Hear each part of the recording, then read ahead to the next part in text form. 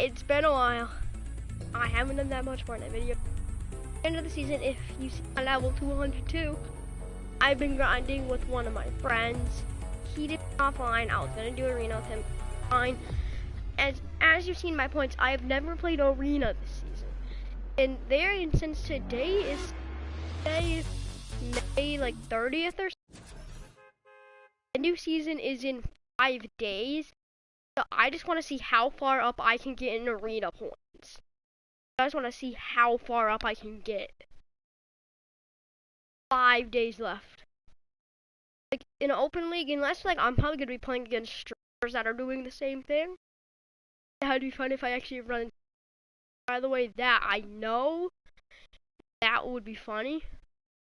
But for the most part, this is gonna be some new players, 20 players, and I just want to see how high I can get in arena in 5.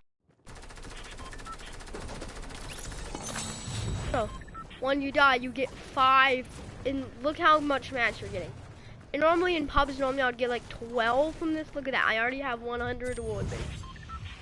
A spare hype, none. I love it.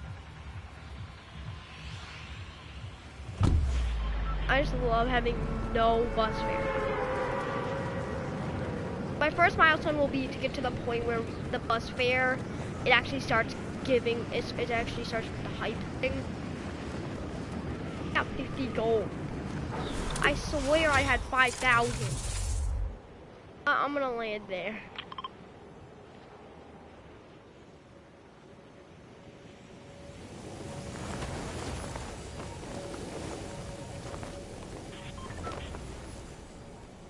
And I need again. Oh.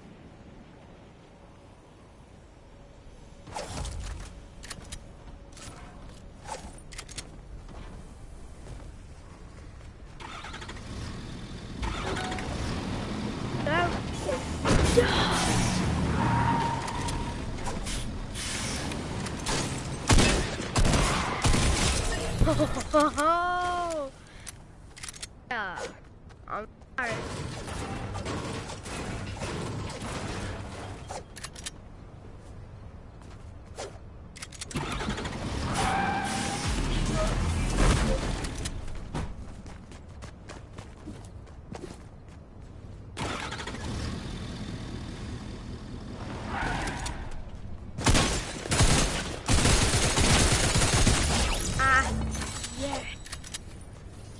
So far, this is actually going better than I expected. Like, I thought I would have died off spawn here. Heck, already 40 arena. The only reason why I'm doing this, my friend at my school was talking about like how many arena. I don't play arena that much. He said he's in max division. I can believe him maybe. Oh, for what I've seen of him, he ain't that max. He probably just camps like he probably camps in a box all game. And I'm not talking about sweat way, I'm just talking about like literally hides in a bush till the final zone. That's how he gets his while he kills someone. And I'm sorry for my voice, I have a cold, so partially why I haven't been streaming that much. But it looks like my cold's clearing up. Hopefully by the end of this weekend, my cold will be gone.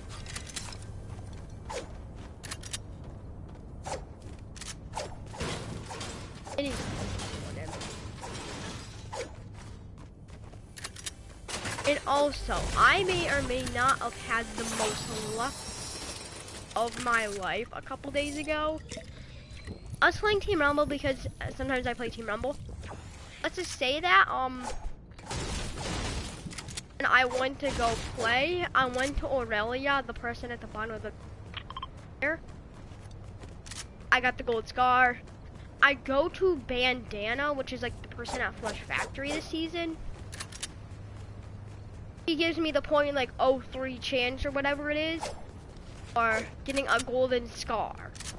I mean, not a scar, I got a golden pump, so by the time I was at the zone in team, I had a golden scar and a golden pump.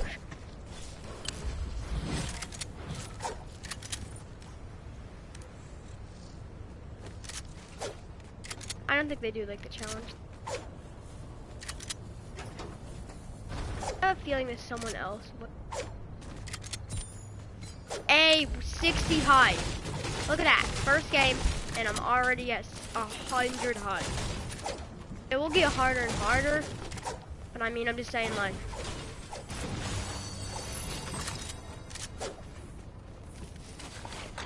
my luck's getting good. Probably my favorite AR in 2020, favorite shotgun is between the pump and the tactical shot. Yeah, there's someone here. Oh, there's another 2 people here. I haven't heard any more shots, but I mean, I saw like 5 people landing with me. Yeah, this could be like my go-to spot in arena. I don't care that there's no bunker chest. All I know is that the place that look at that, I'm already max wood, getting close to max metal.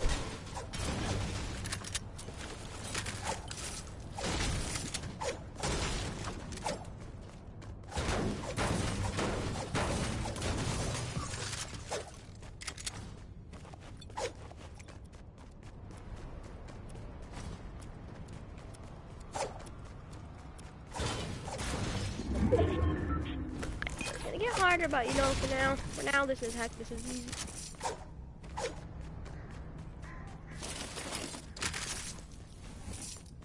I forgot what the point rank is. The last time I played arena competitively was probably like season 3 or something. So I haven't been playing that much arena anymore. Like, I can see myself as an arena.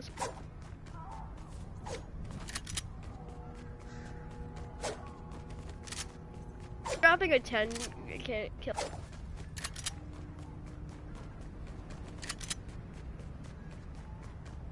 I'm good at the game. Also, chat. Second reason I haven't been streaming a lot. One of my friends just got Fortnite back at the beginning of the season. He's playing on mobile, and since he got something good happened to him, his parents let him get tablet. Well, not tablet. I meant to say was. Got it on his Switch. Hey, I've been trying to mentor him and I got him. Yeah, I got him to level.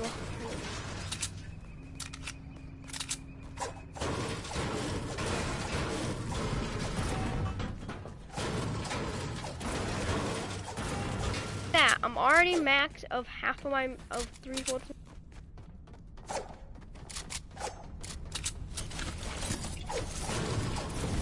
Arena, this is fun. I be able to play arena.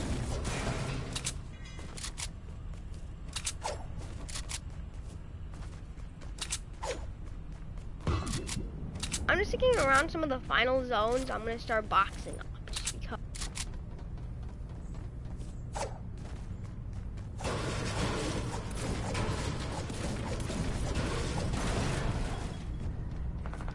I have.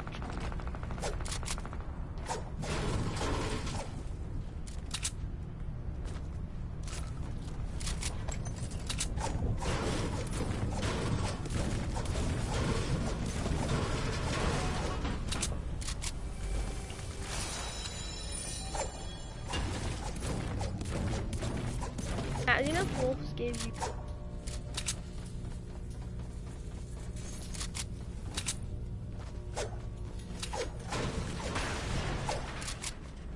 I'm gonna try to figure out how to flip things out of my into my.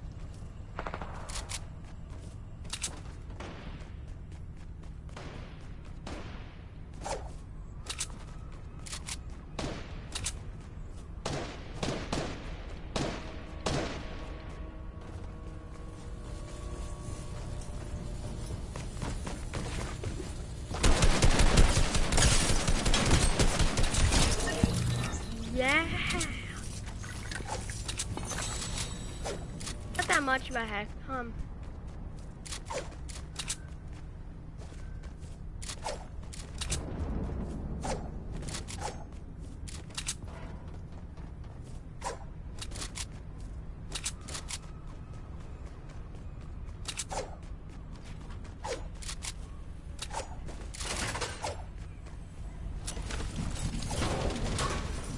I don't know why my gold reset or anything. I'm just gonna maybe golden arena and golden pubs. That's like different. I'm collecting some more gold.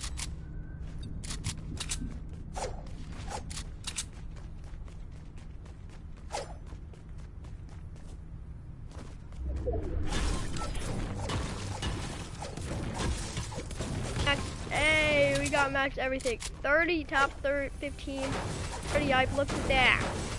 Where I'm already skyrocketing. Yeah, I know, this is gonna go.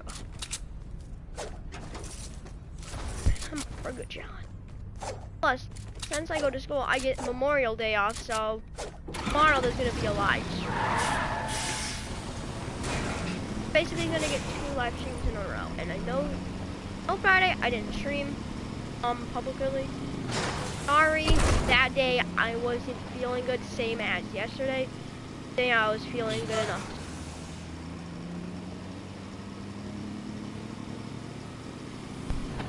If I felt worse, I wouldn't stream.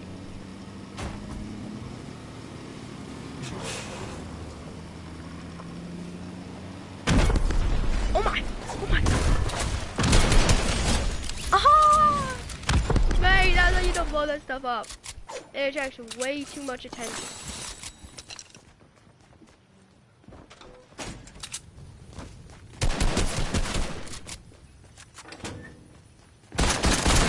Oh god, I missed.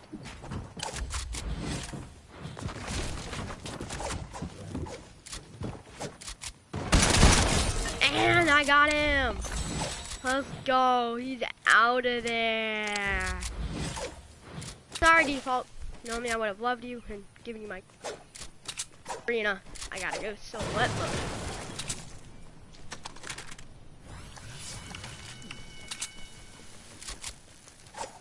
I could actually get a 10 bomb. Hey.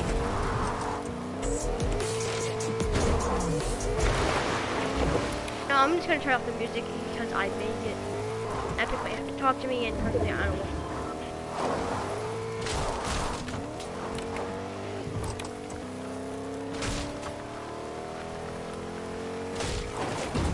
Oh, Mr. Rat.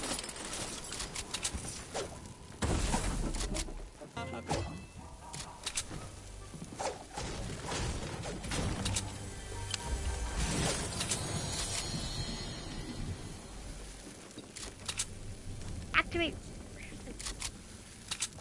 Alright, that changes my idea. I was gonna rift and look for players. I got some. Why is the radio on? I thought I turned it off.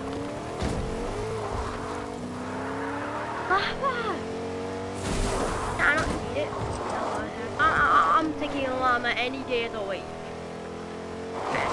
Again.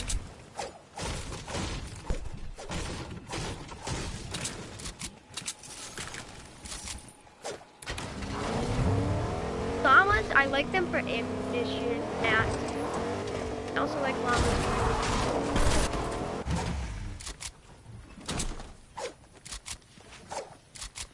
Better, my car driving or the car not having a driver or the TV.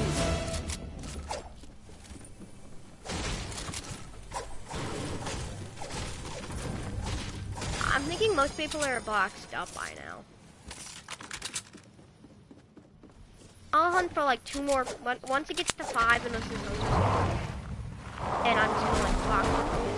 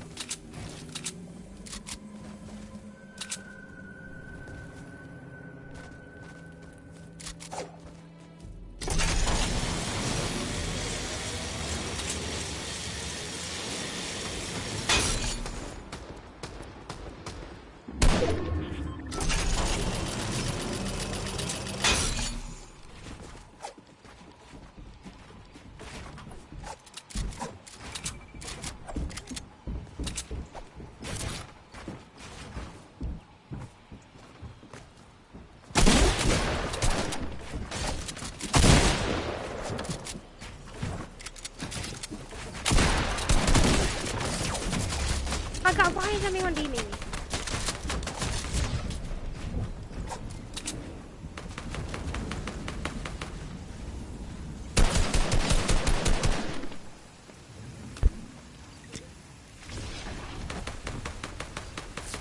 That's how I think sometimes.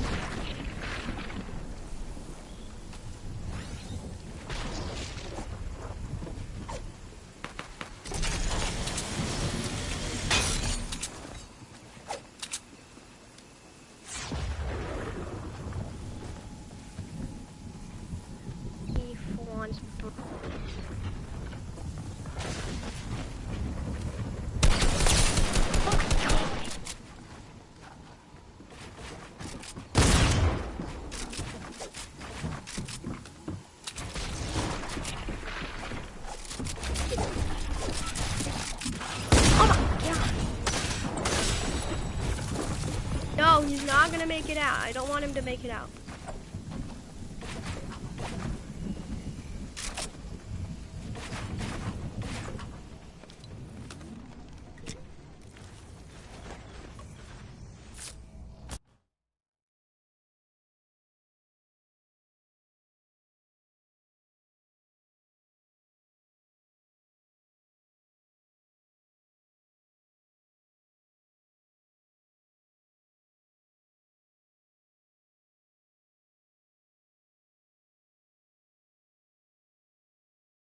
Come on.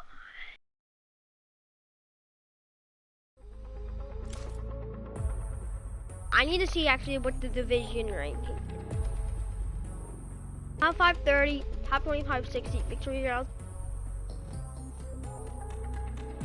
Next, for the next two, those are all the same. Then negative 20. As you go on. So none of the rankings change except for the bus fare.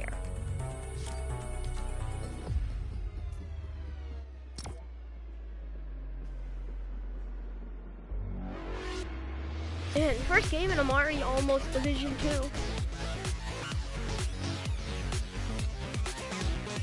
The hype to advance in new leagues. Yeah, I want to actually try to compete in tournaments. If I actually won a Cash Cup tournament for 250K, around the same that they do, I would be happy. Because that's basically saying I won 250K just from I like to do. Plus all the people that are gonna watch my stream.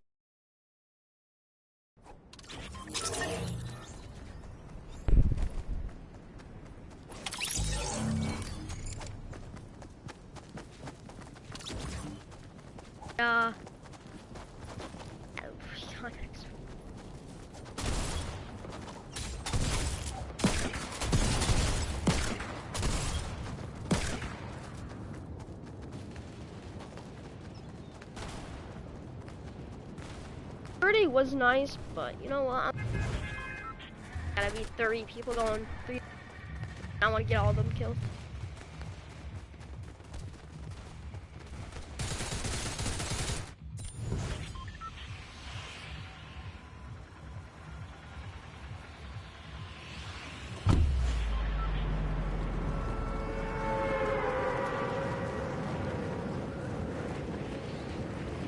The people in the arena probably have like 0 ping and I have 50, so get 30-ish, so you know, my problem.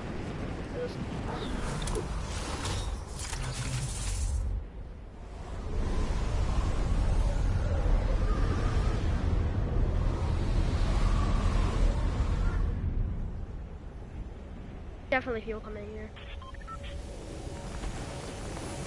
My chest. My chest. Oh my god, a bow.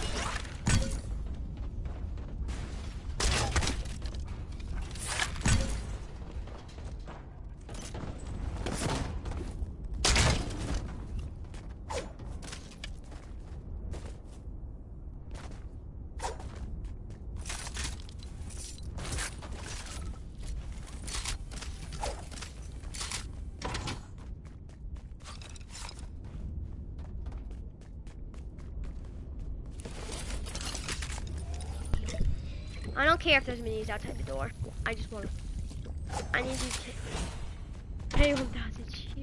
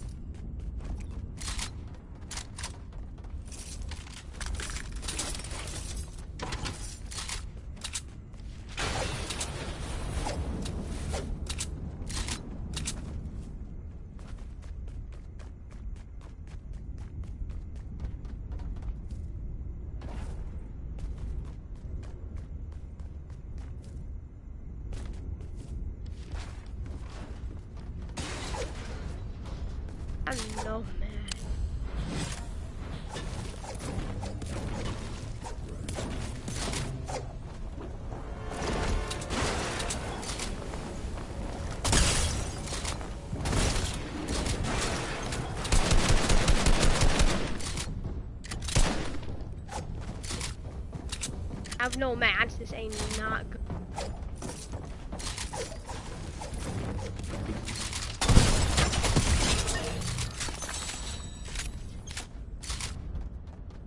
All right, we're back on track. My God, ooh. Look at top that. I just got a golden scar that just I would probably scream on camera, but I mean it.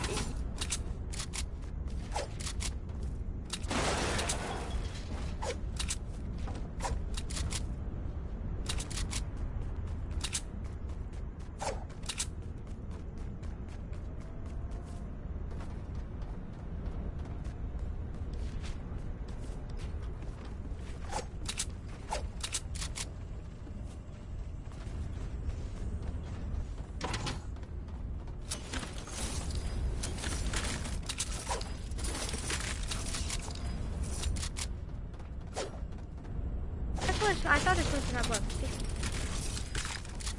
Why did my gold reset? What was that? I swore when I got into this game, I swore I had like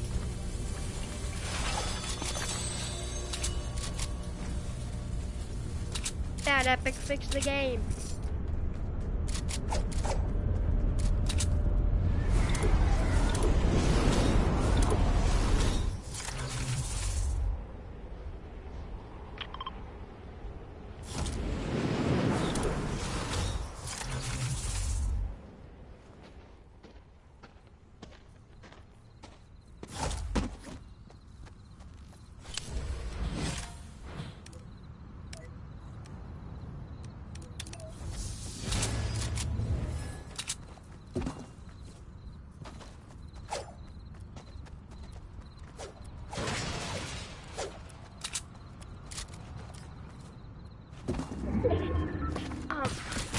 I'm sorry, chat. My controller has a bug.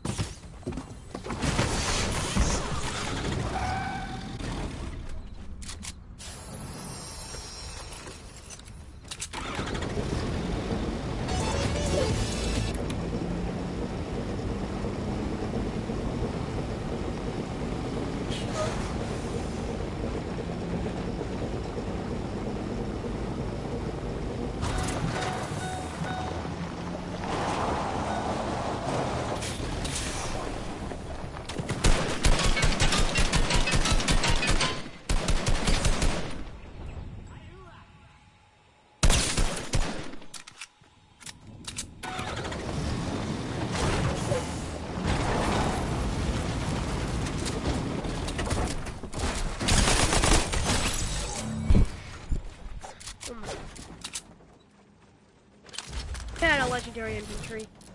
Game sold. Give me. No. I have close to aimbot with infantry. I do not have aimbot. I got close.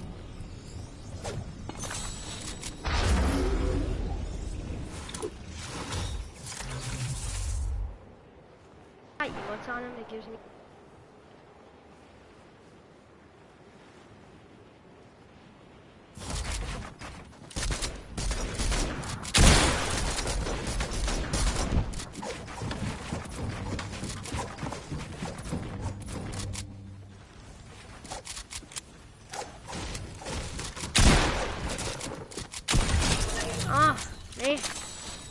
So many people. Hey, I'm at 340 hype. So far, so good, man. So far, so Gucci. Ooh, flopper.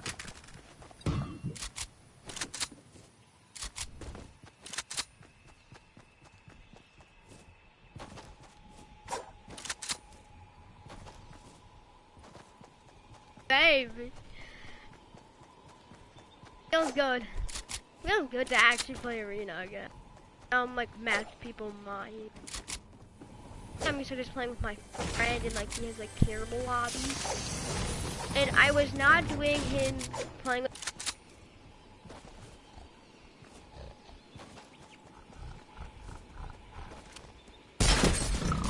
over. got him to level 100, so now I can finally get back.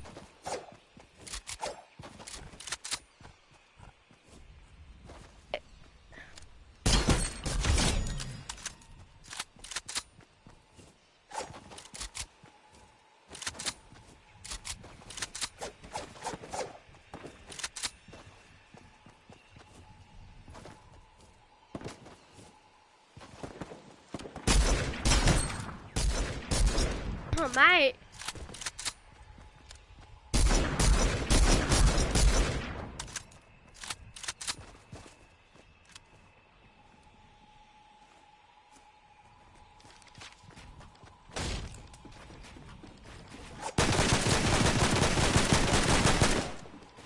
Hey, you're really gonna knock me down?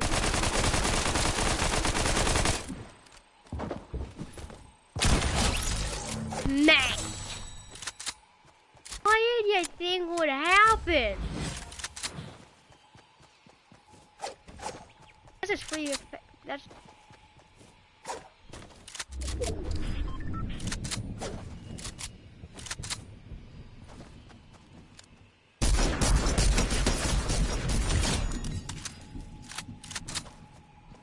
How many people were there?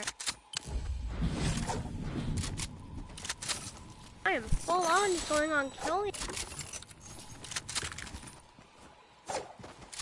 I may actually, I imagine if I actually get champion. Like, I get Champions League in 5 days. I know it's not gonna happen, but.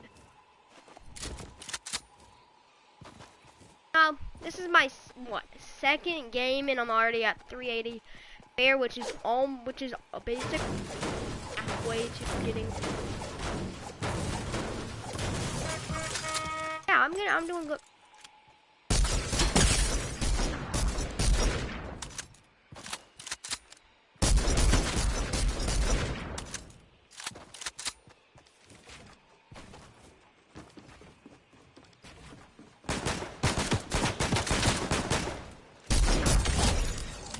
Hey, don't hide in the bush.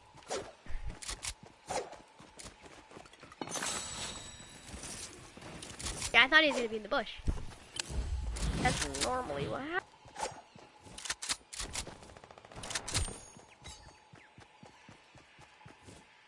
That's going down. I want to get there, loot, but you know what? I have to focus on getting the zone. So I can loot. You have to wait a little bit.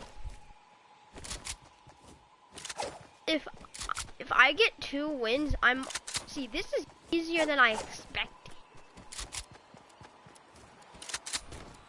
It's gonna go really hard. Like, eventually I'm gonna have to be dropping like 8 kills per round to catch us fair in 2 days.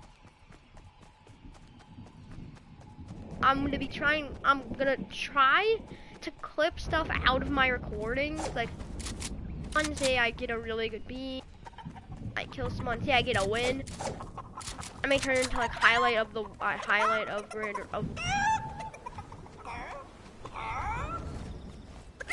People don't like to watch a full stream, they just highlight you like it's hard, so it's hard to do that because like they would have to skip around, you know, take them like hours to find the best. I'm gonna try to do that today, so just don't worry. So tomorrow if my stream is like 4 in the afternoon instead of like, what time is it? Like 11 at 10. It's because I was clipping out my best seed. Sorry, Chad, if like stream.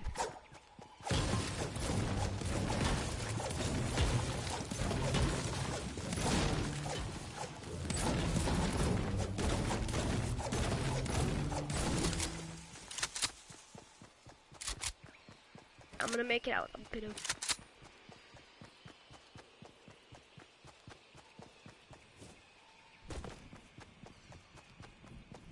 Holy crud, what?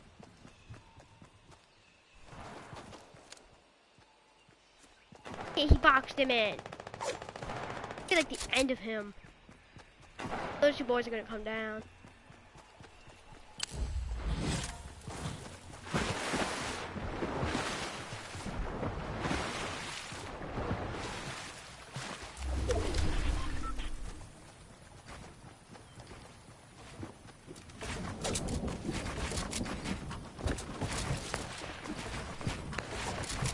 why do I have to play this?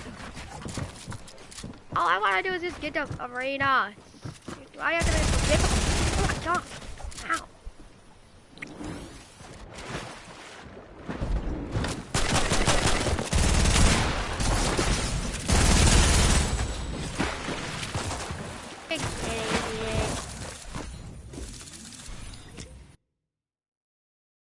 That up.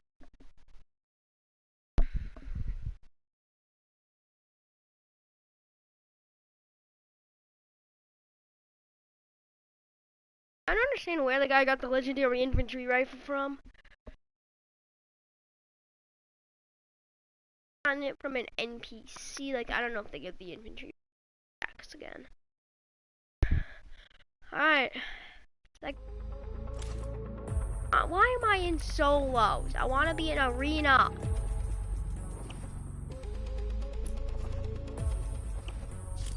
Almost to Division 3 already. This is... Like, I might want to limit myself to like 10 games per day and see how high it is, and like I'll post something on my average, and like post like average win rate, see how many kills I get per game. Like right now, I think I'm sitting on like 2 top 10 seedings in like 10 to 12-ish kills. Damage is probably like over 1,000 or something. I mean, some of these guys, like this is Division 2, this is so hard. The guy literally just stood still. If you see someone with an infantry rifle, you want to move around like your building is on fire, because if you stand still, 2 seconds later you'll be annihilated by the head. See, that's why I think they removed the infantry rifles in Season 9, because there was a lot of hackers, and if a hacker got his hands on one, it's like saying he annihilates an entire squad in like a second. You're dead.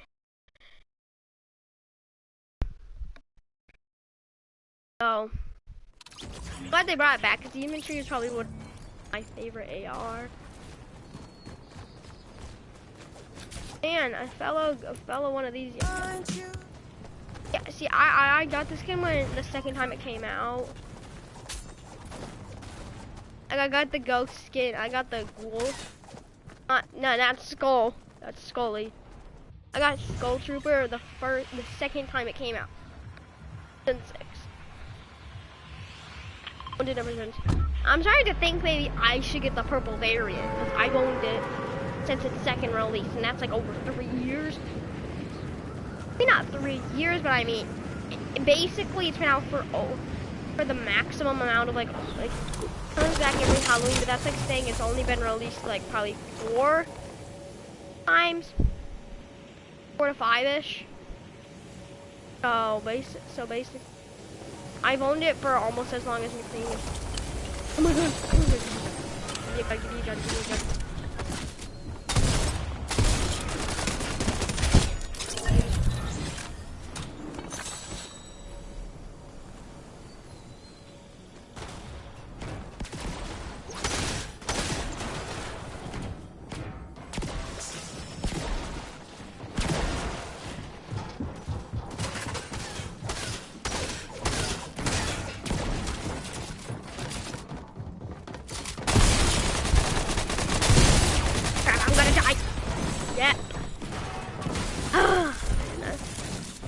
For going to hot drop.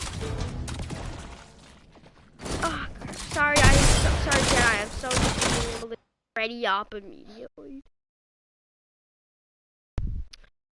I don't even know if anyone's seen me in the stream. I mean, like, I know like 5 minutes ago I got it.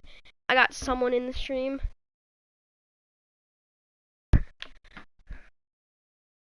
I am just tired.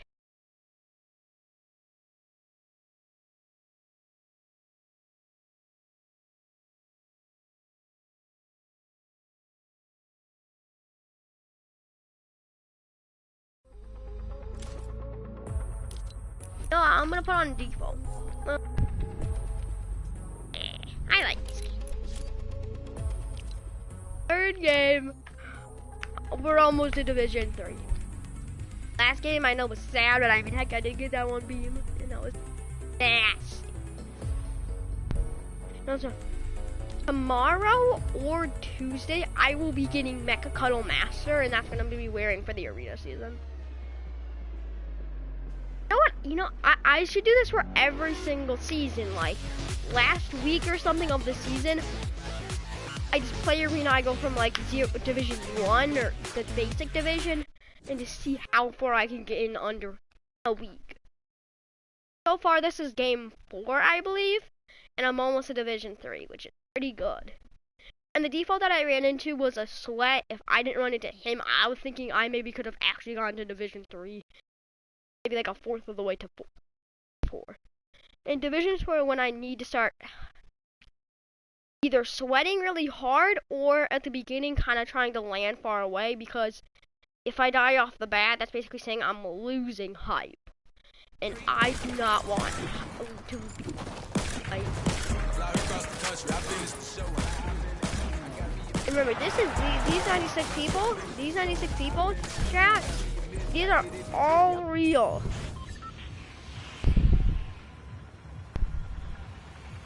So basically, and you know, I'm gonna start playing in Fortnite tournaments. Or if I get 2FA enabled, I'm gonna start playing in Fortnite tournaments. I'm probably not gonna win it all. There's no chance. There's a lot of sweaty people in Eastern servers, mate. I think. But heck, it's gonna be fun. Partially for you guys to see me fail, and also for me, maybe I'll get 10 kills. Personally, even me. I need the gun. Oh shoot, there's the gun. Holy, what the? How many people landed here?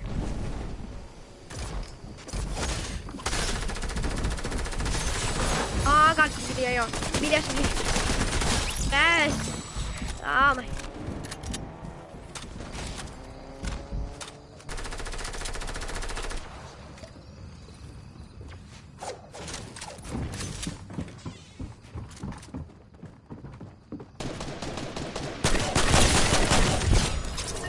Get out of my game. I don't care that I hate the primal rifle normally. I'm using it. What I'm actually gonna do? I'm gonna try to beam kids. Yes, I'm just gonna steal everyone's hype. No one is getting hype today.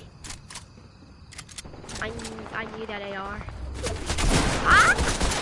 Oh my god.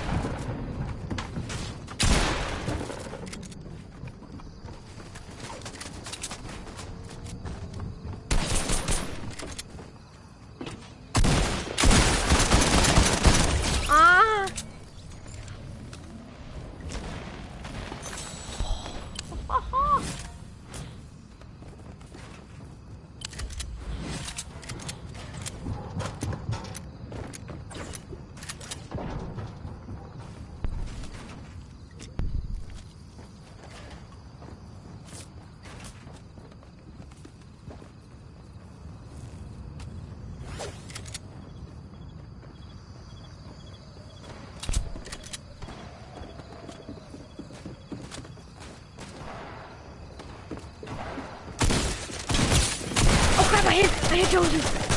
Oh no. I'm sorry, Jonesy. I'm sorry, buddy. Jonesy, I'm sorry. I have no ammo. I have no ammo. This is not going well. No. I had no ammo. Come on. I had no ammo. You're kidding. Stop the cap. I swear my shot was gonna hit that dark bomber. It hit Jonesy. Jonesy partially ruined me. I should have gotten the guy's ammo. Then maybe I would have been fine. But no.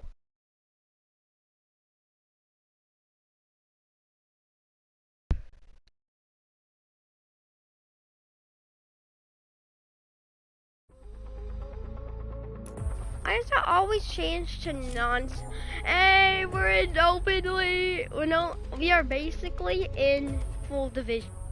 I've already passed 2 divisions. Clap. my friends. You know what? Chat, I'm gonna go use the bathroom. I need.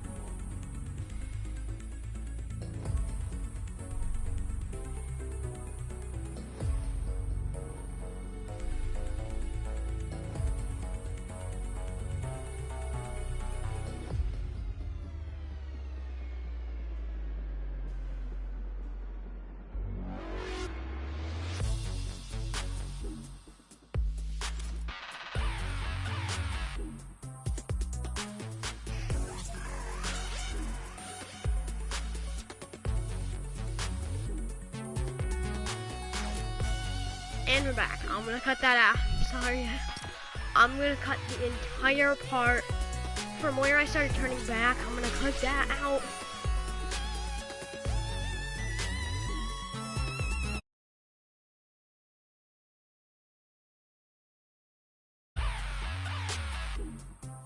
Oh, man.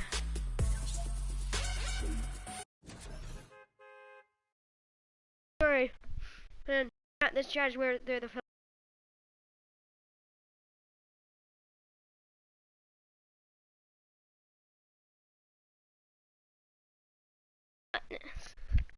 so what?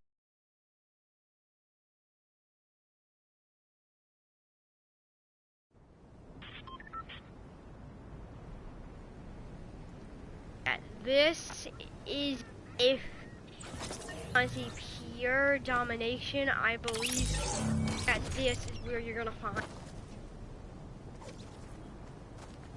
hopefully pure domination.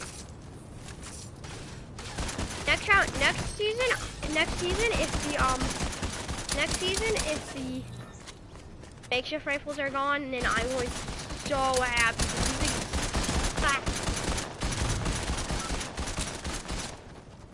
I would full on rather use a revolver.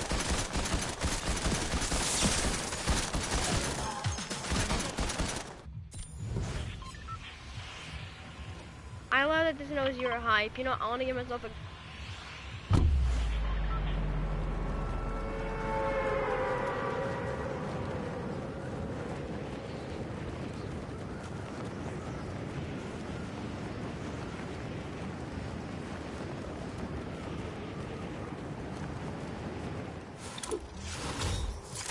I was feeling up.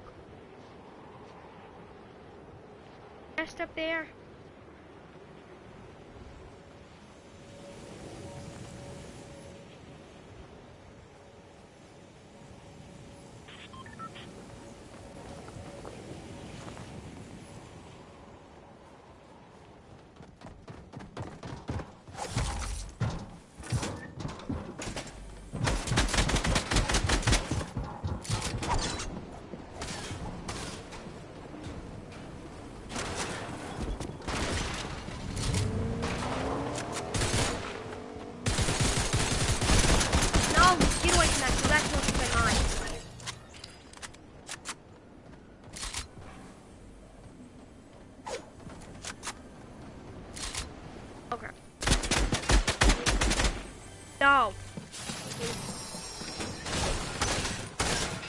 Right, Jada? Jada, no! No, Jada!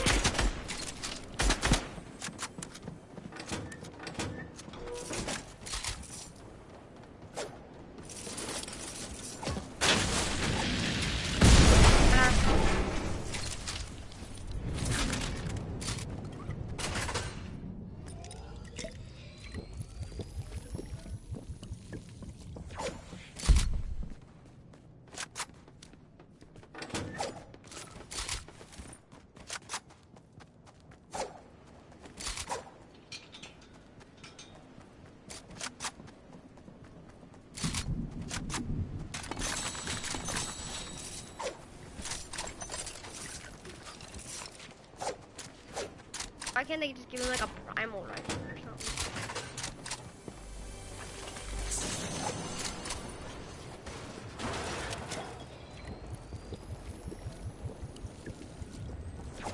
Actually, trying to actually be a hard.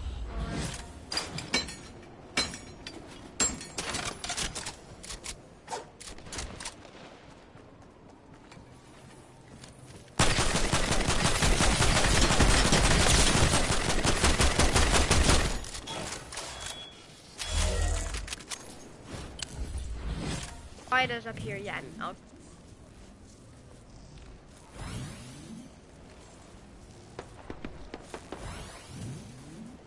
I can't do it.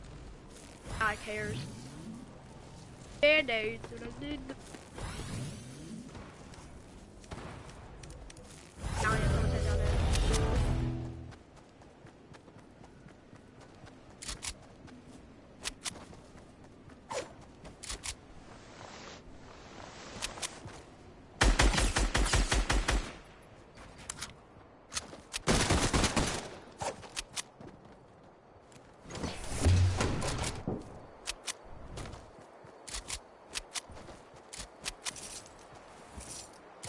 I don't know where that toilet goes.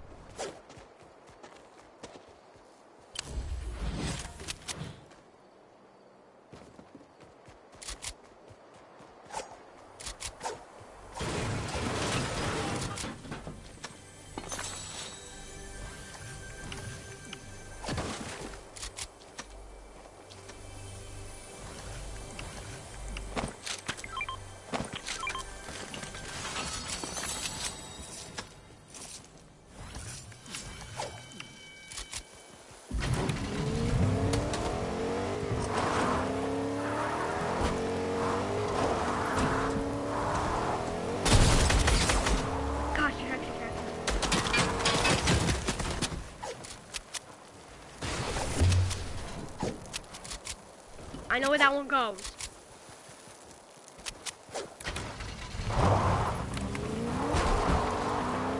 Not now.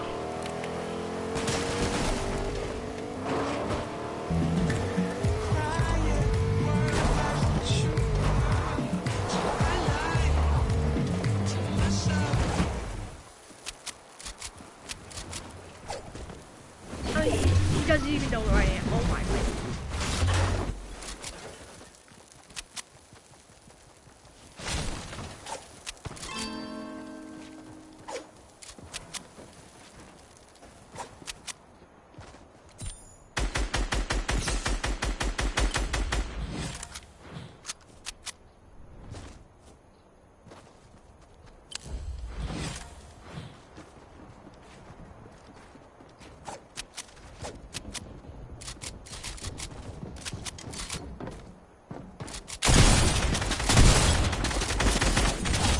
Yeah, get out of my game.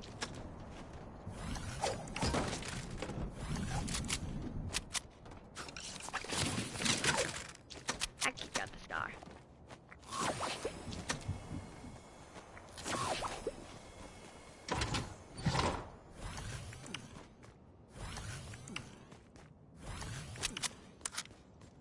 I know most people stand up getting.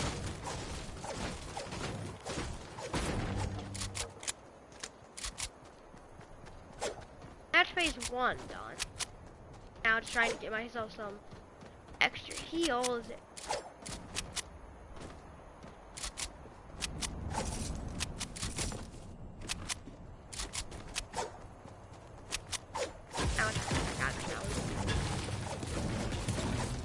fair that I'm level up. I want to see if I can. I'm not gonna get the golden stuff.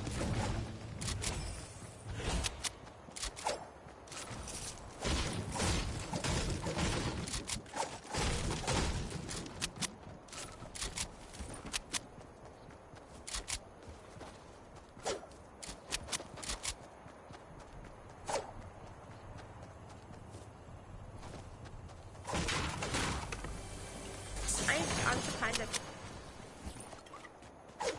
probably because I like this.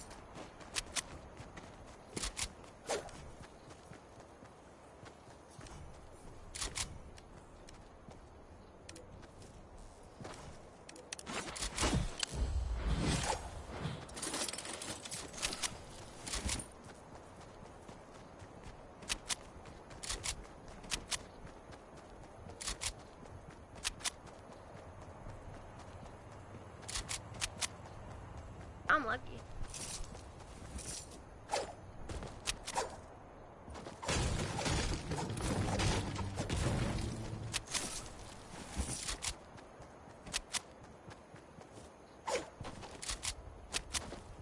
How lazy. Yeah, we have drift problems. It'll be like resolved today.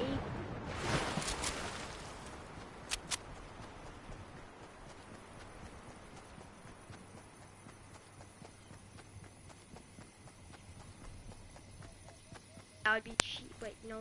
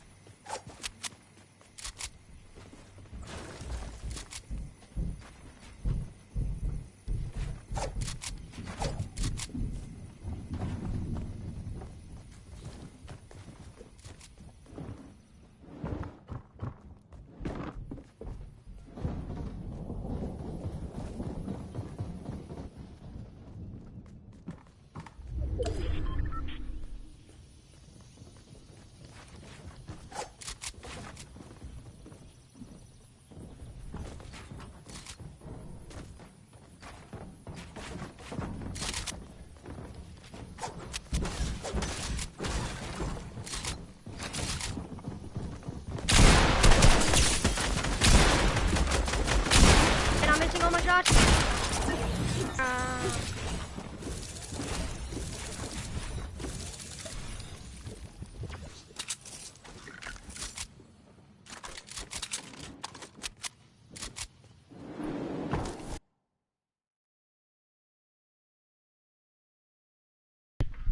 Oh my.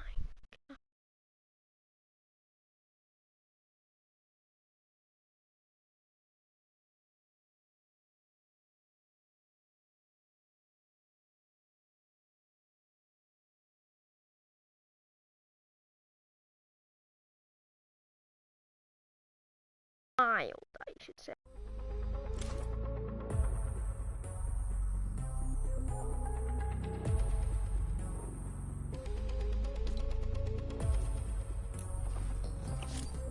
I want to.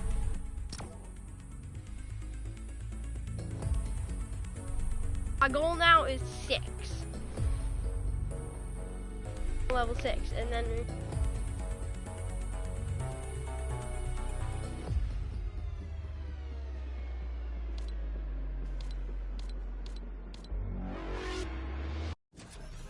So.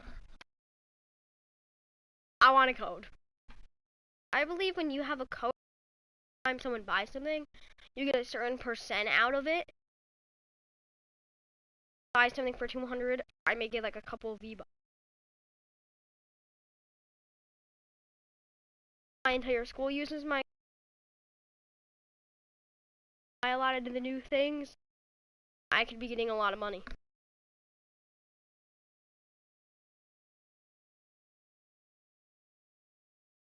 I got what you like, yeah. I got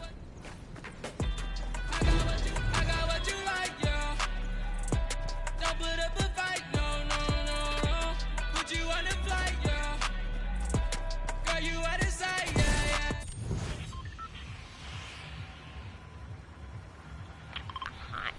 so died early this round, but you know.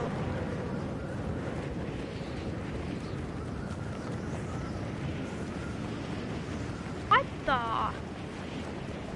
Oh, not a car. So, I do not remember that being there. Do you? I swore I went there earlier today, yesterday, and that was me.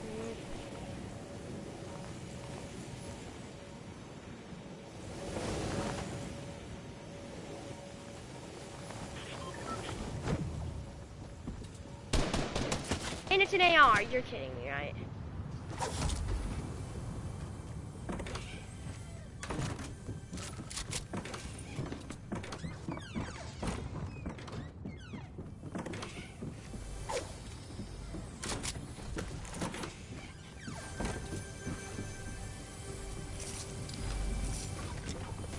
Medkit, come on.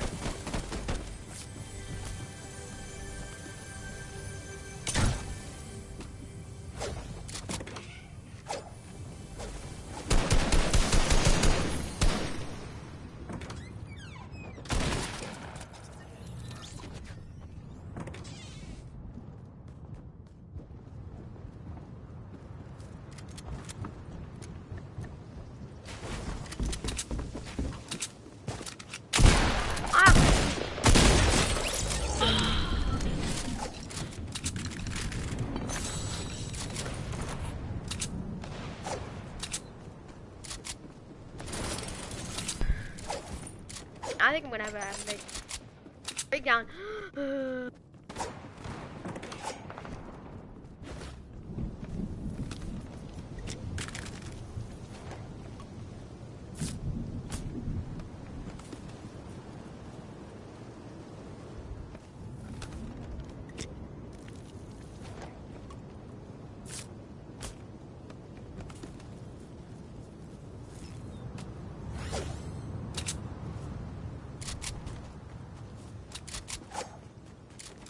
I know that there's a bunker chest.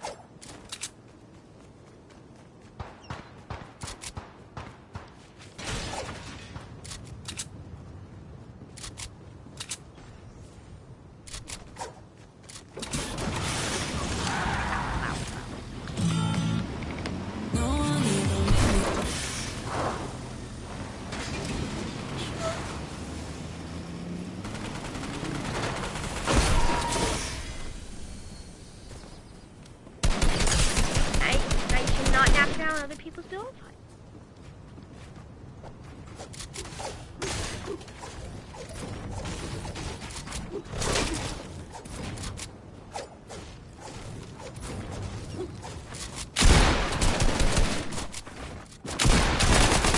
Oh my god!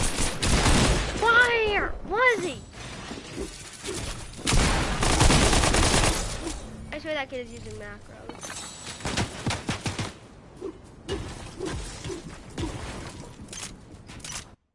No, you're come on.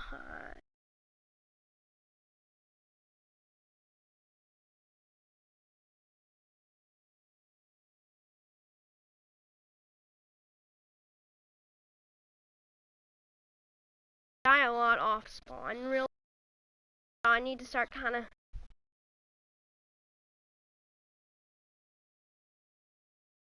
I drops is because I want to get. And mechs in seasons. And mechs back. I would personally wanting to walk over to Epic Games headquarters, slap them in the face. No one liked the mechs except noobs or noob. No. I don't think like anyone. But again, except for noob players. Damn, it's almost like say exclusive.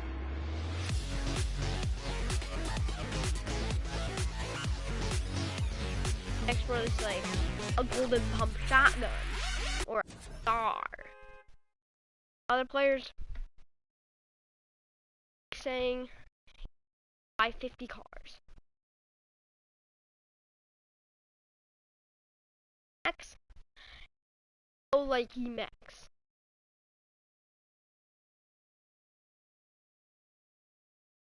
That almost got me my first win, but I ain't but God, probably like a TTV at first.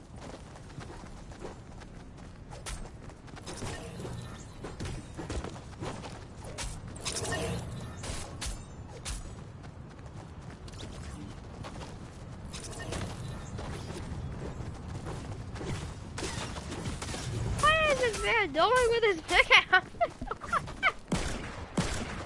What is that? What is that? That may actually give me nightmares. Imagine a default holding a pickaxe backwards, just like I am all of the Senate trying to smack you. If that ever happened to me, I would be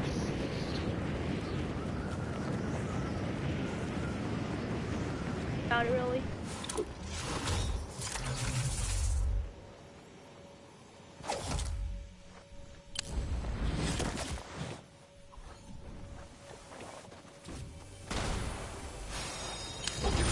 Primal shotgun. I hate these things. Why do I always have to get the worst gun?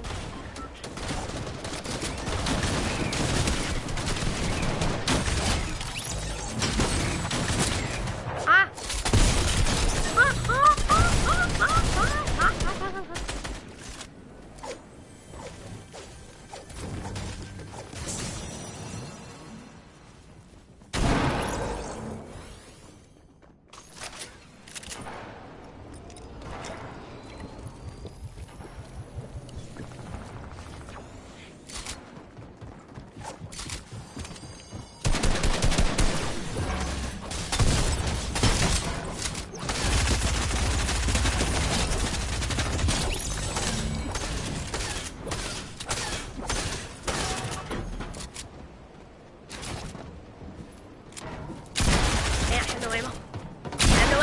Please, no!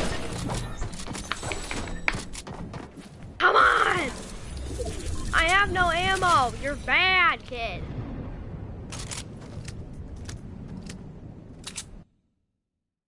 Kid thinks he's good? Tell it to the man that's using like a gray SMG with only 10.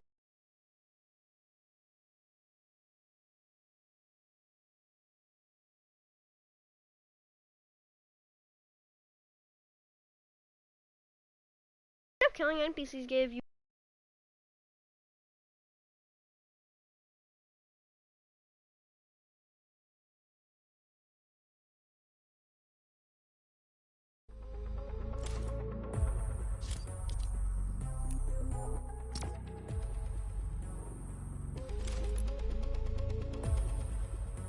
Alright, I am halfway there.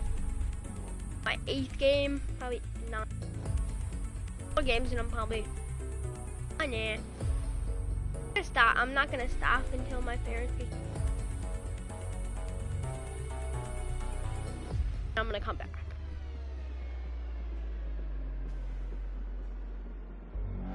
I wanna get into a max division so I can rub it in my friend's face. Remember, I only have 5 days. Today's halfway over, so that's just have 4.5 days.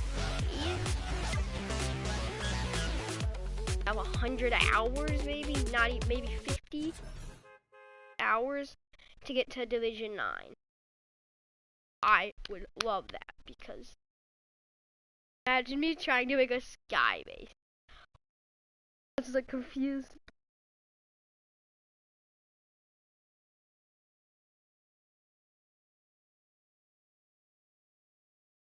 Extra ones don't know.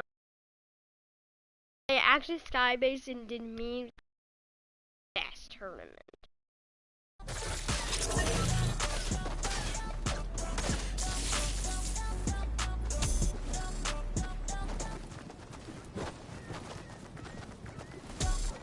Batman.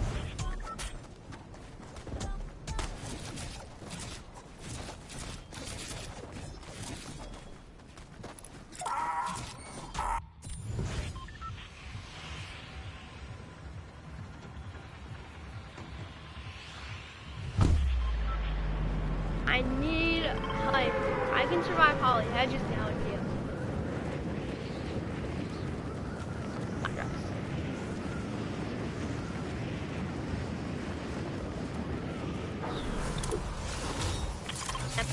Then I'm gonna.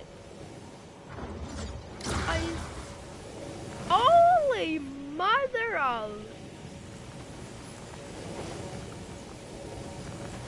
Like 3. I think I have the push up animal. Oh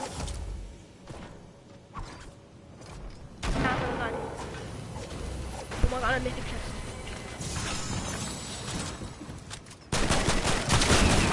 Oh, I need that thing too. I'm gonna die. You're kidding me.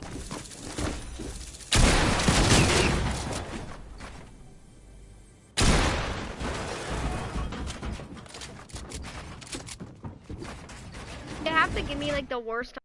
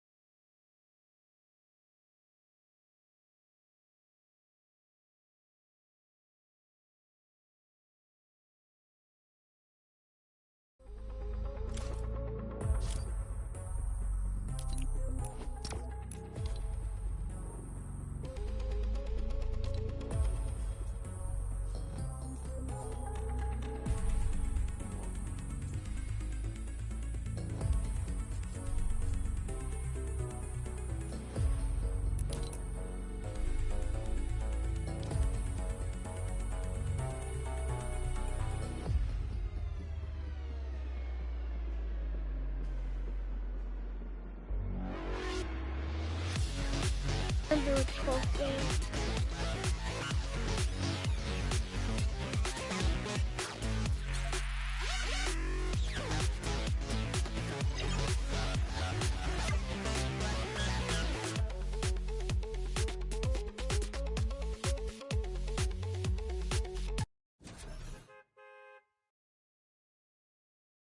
Yeah, this is where it starts to go. Now.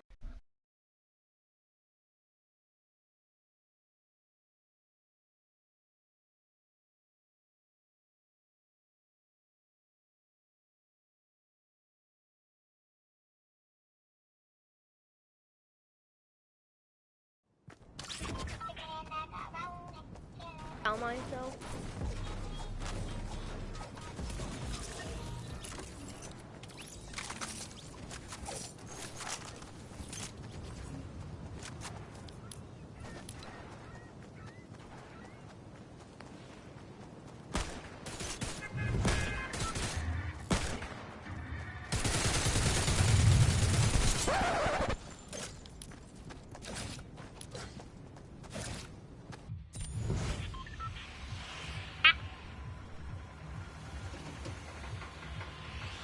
I just hear like the, what was that?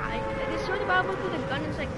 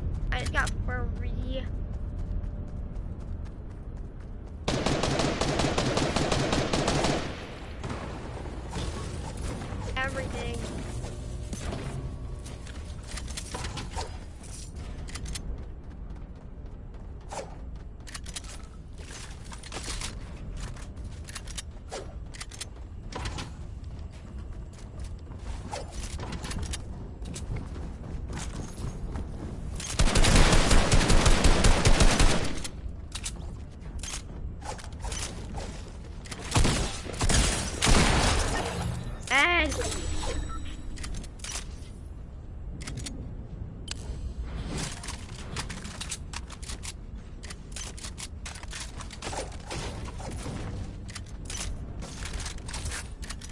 Oh my gosh, we get a bunker chest.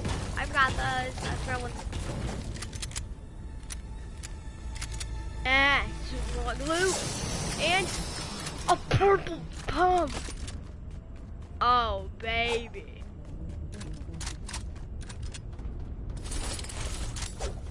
Ow, what's up?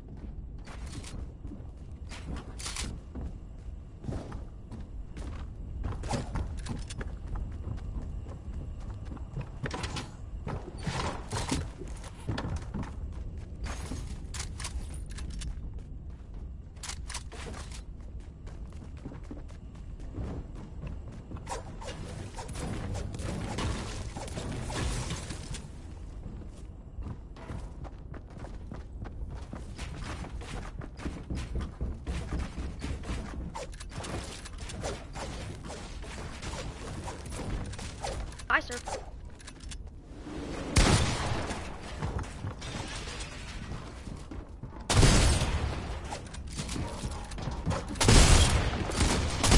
Oh my god, I'm dead. No.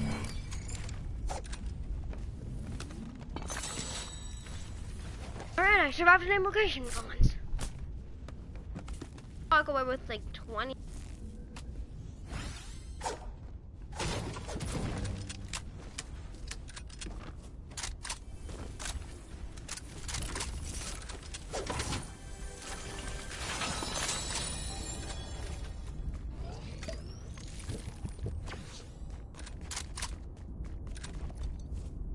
Alright, where's my top 35?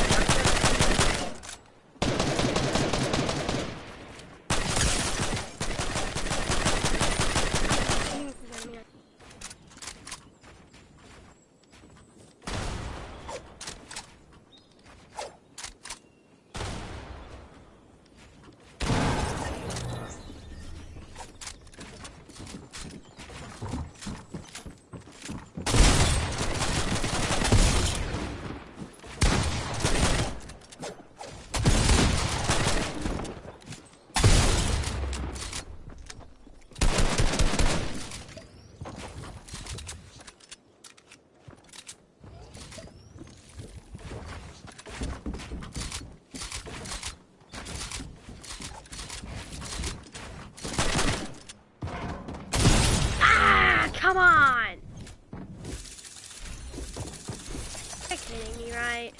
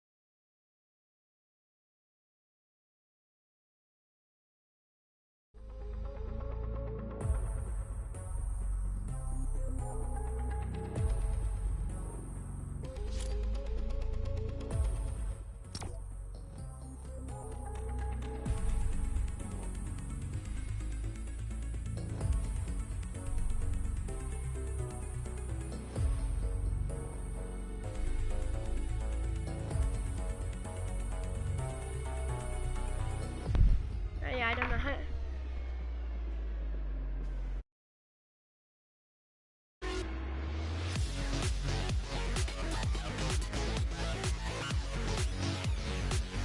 I don't want to get sweaty. Personally, I don't like being sweaty.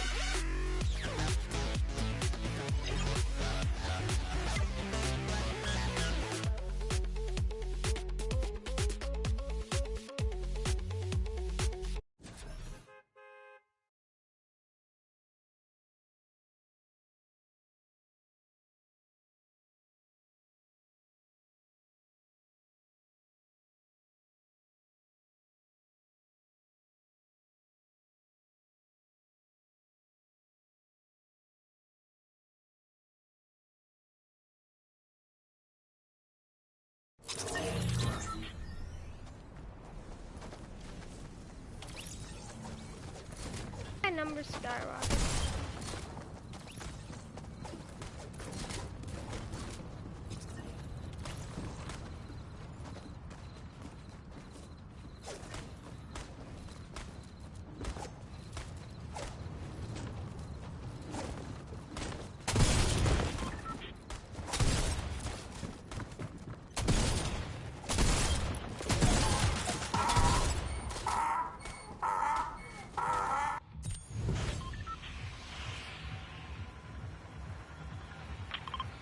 My last trick. I'm literally out of ideas to do. I want to get a lot of arena points.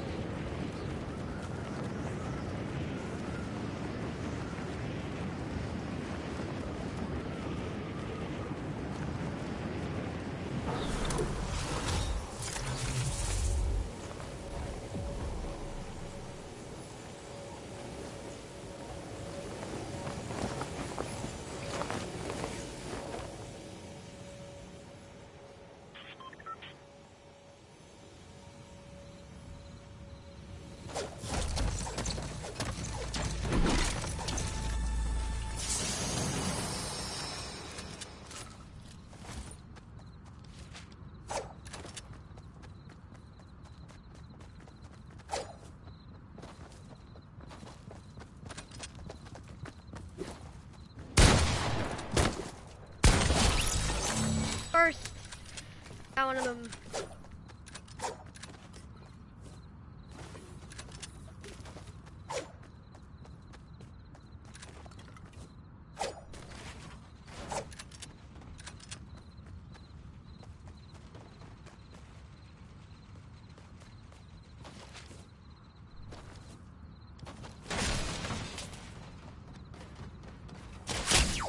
I knew it. AR.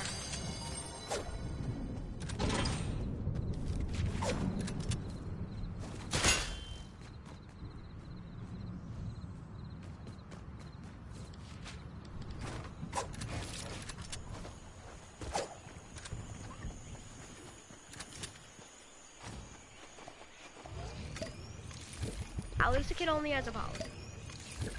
I can take a hit.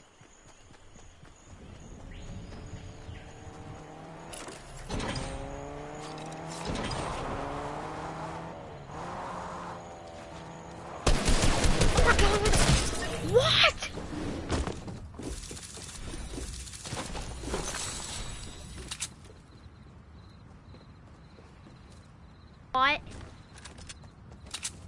I built the entire light. Not through my builds.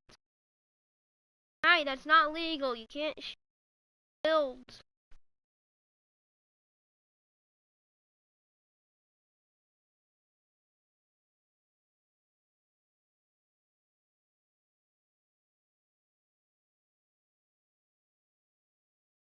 Am I only in Division 3?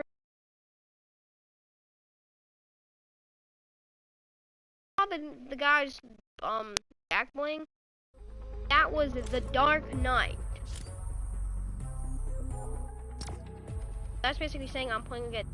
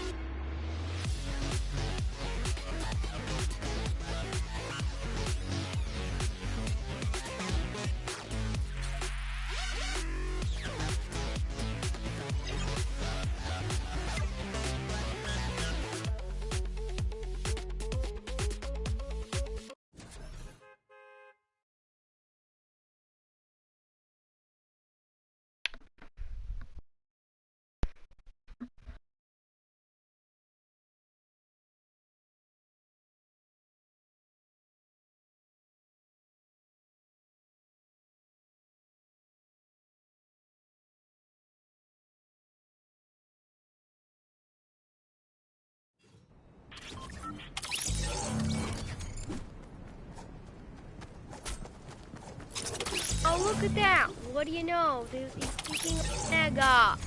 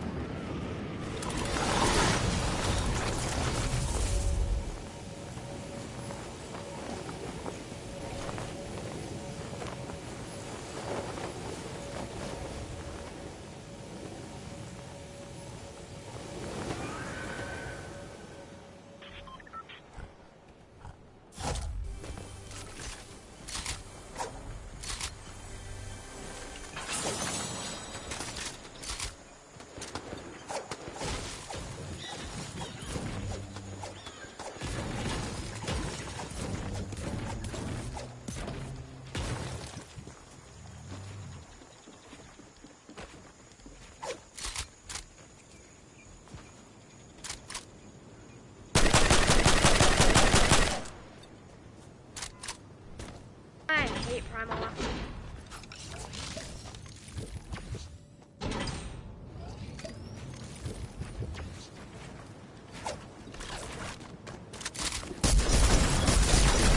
Oh god.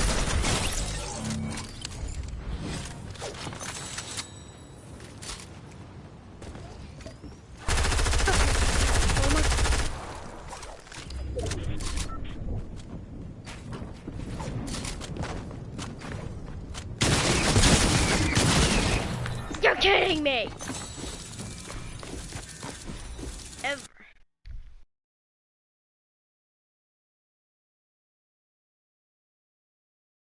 I wonder if I could ever live off spawn if my enemies would let me laugh. 2 dang minutes.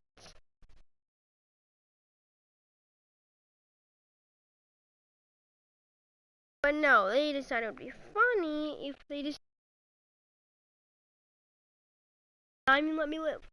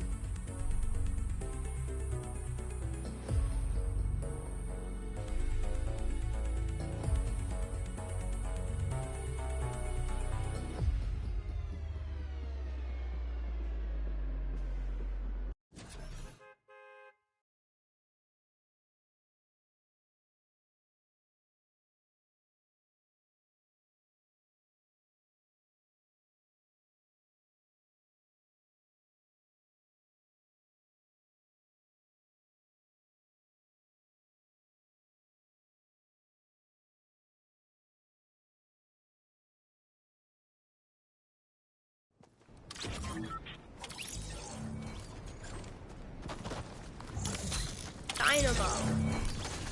And Fire Guardian default, which is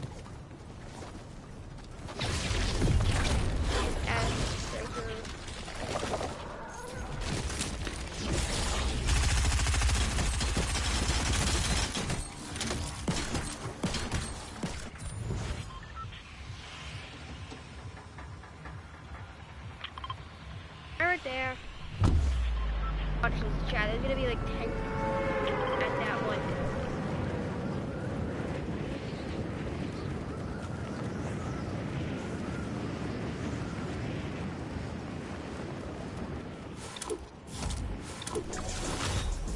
And it still keep going.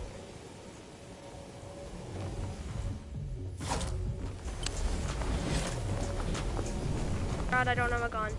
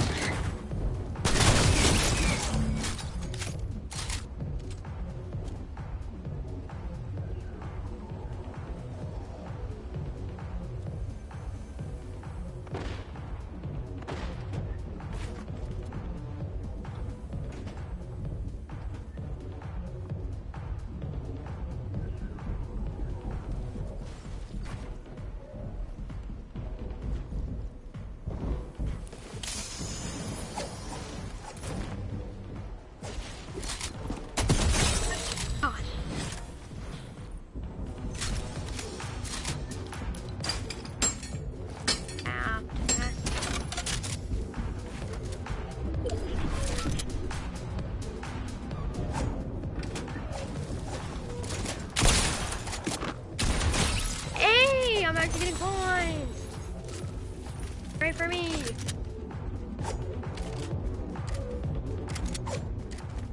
I guess I'm getting good. I guess.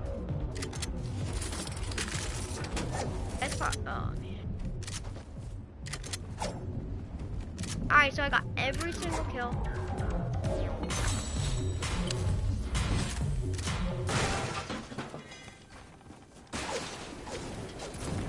Sorry.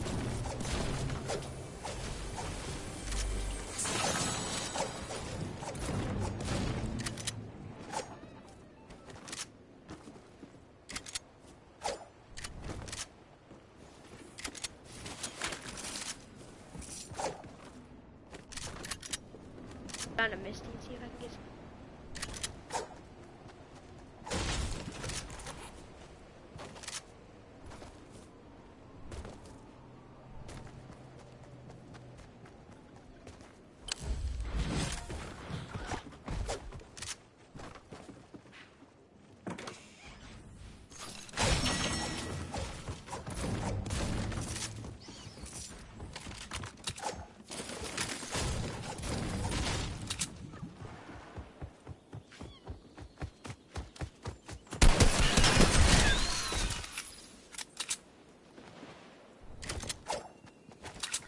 I don't understand. Oh man, I swear, every time I go to a location, I swear someone else like.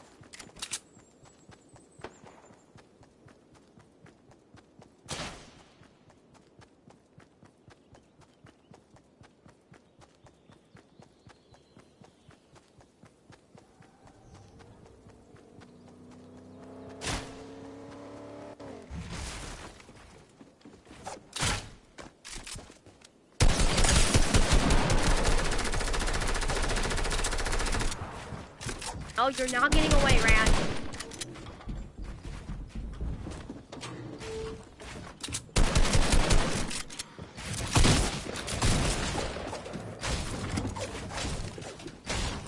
I kill. Yeah! I cannot a legendary attack. Let's go. Alright.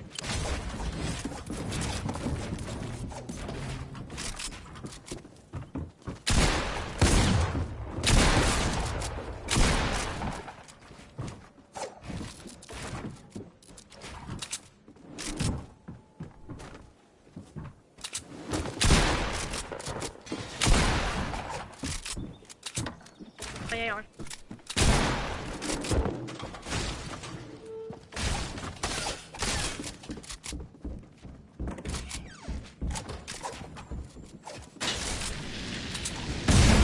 Right. I think I have a good break. Ah, come on!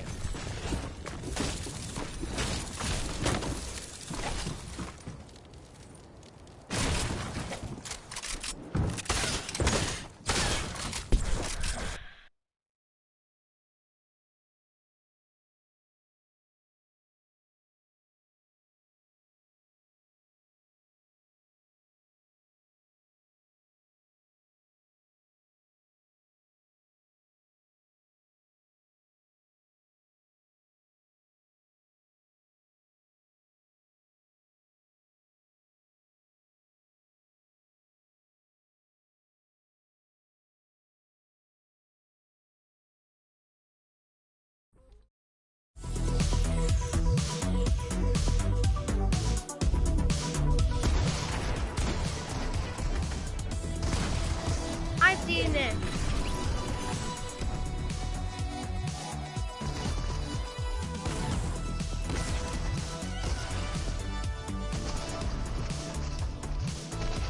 Why does that look so easy?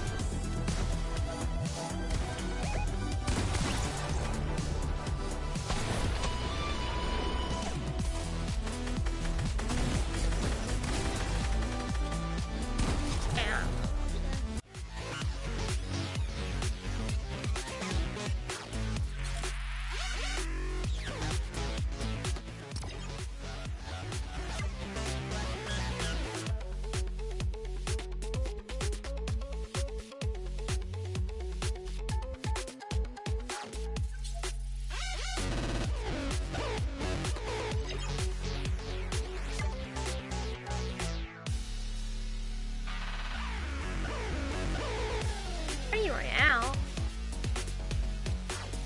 Oh, after a little bit, maybe we could.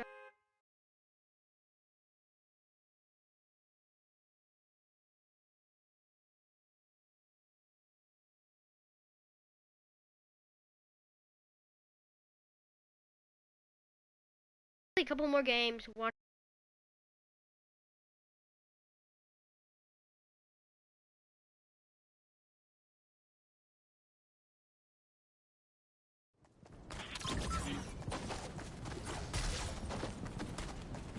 I'm probably gonna play.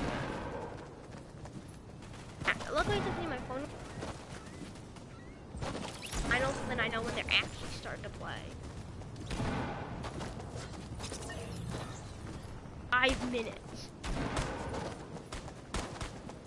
And 20 to talk.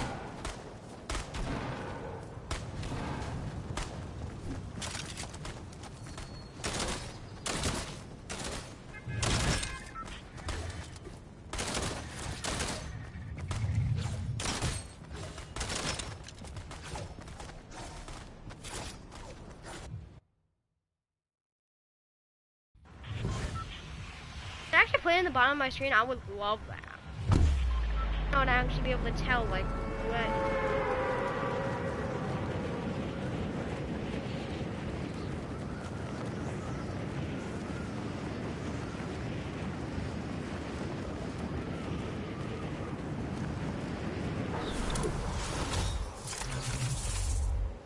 After a while, we're gonna go watch Fortnite.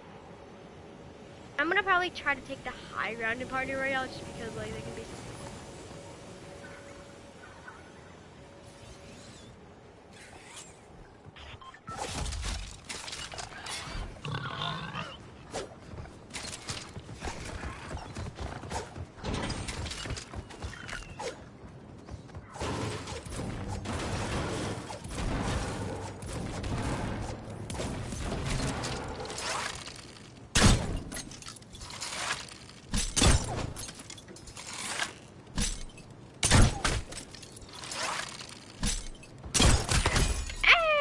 Let's go.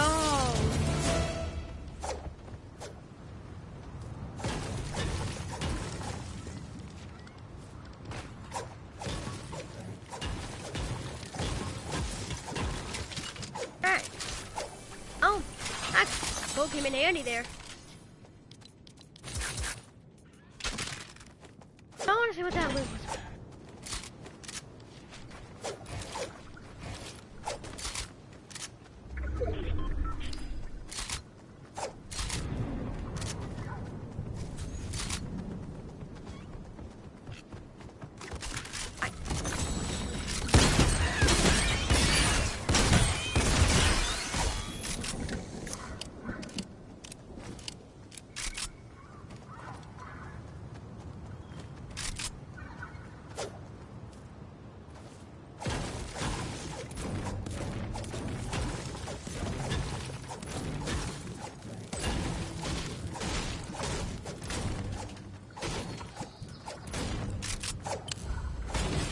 Down to like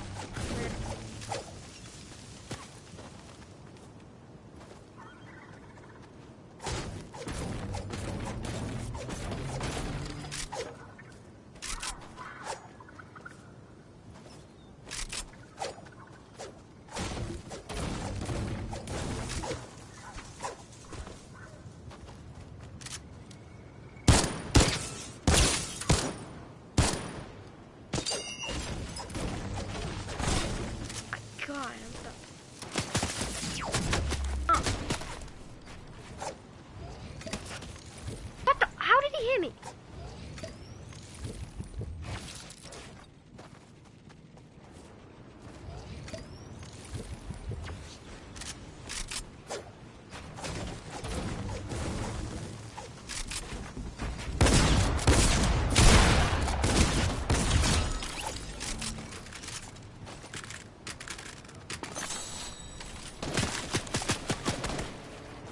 Now, kid.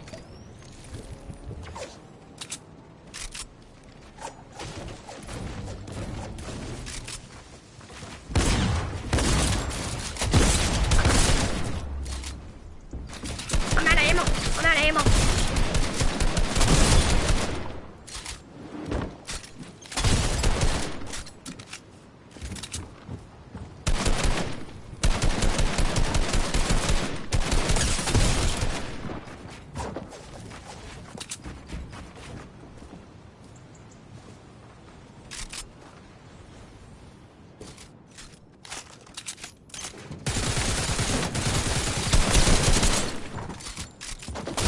Ah! Done.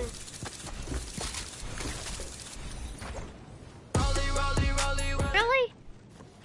Really, mate? I want him to accidentally hit his own gas can and die.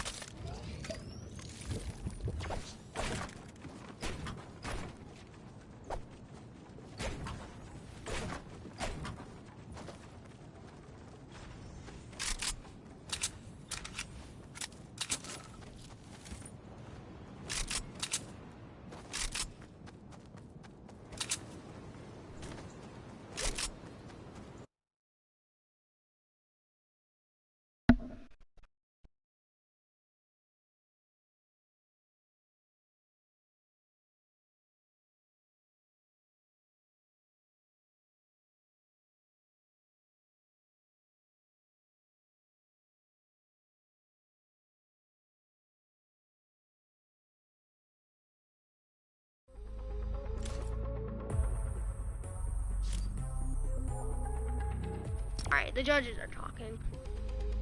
I don't think any of us would.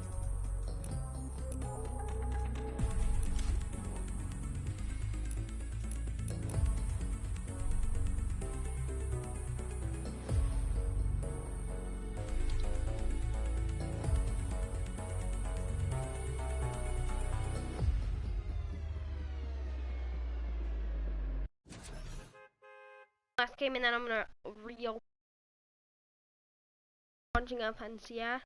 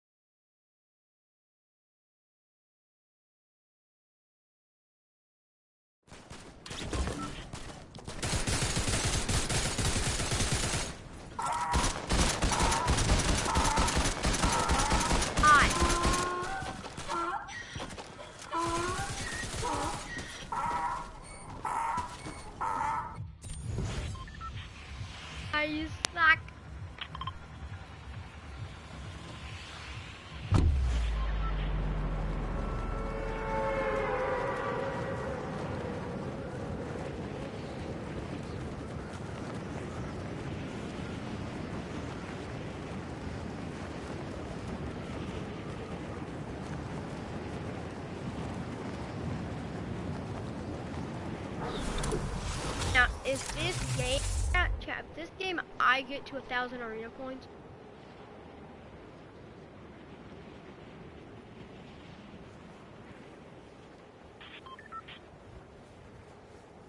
and we're gonna go start watching.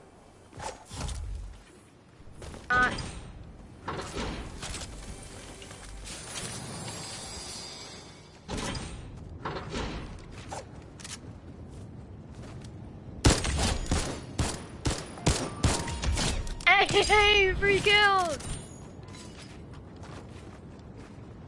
Hey, let's go! We got free kills. We're at 1,000. Yeah. I'm not gonna back out though, chat. We're actually gonna play the game now. And when I die, then we're gonna go pull them. It's gonna be fun. It's gonna be like a watch party thing.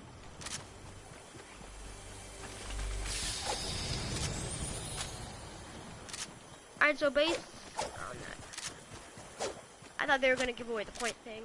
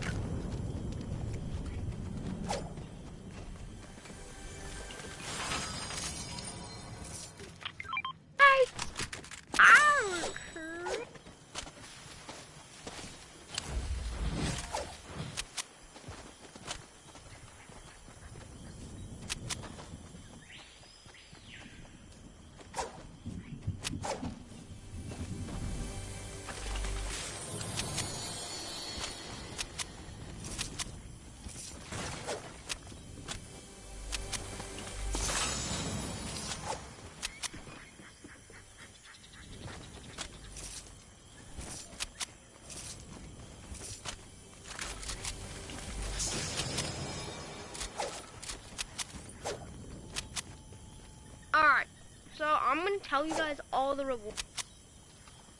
Yeah, fancy ass thing. 31st through 33rd, 3,000. Same thing for 27th.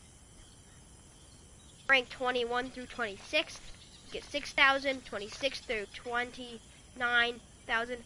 11 through 15,000. Then 10th is 30. 9 and 45. 8 is 60,000. 7 is 75,000. 6th is 90,000. 5th is 105,000, 4th is 120,000, 3rd is 135,000, 2nd is 200,000, and first place gets $100,000.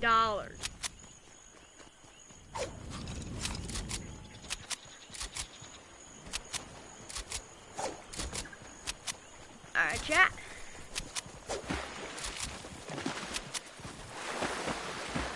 Everyone dies in this, well, I mean, I don't want to die, but at the same time I kind of.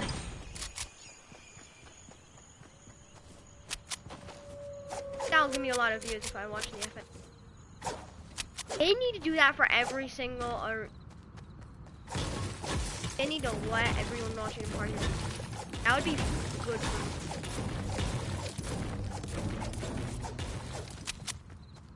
Plus, you'll be learning, and you'll actually be learning maybe how to play. I'm already good at the game, but I'm just saying maybe I'll be able to get it.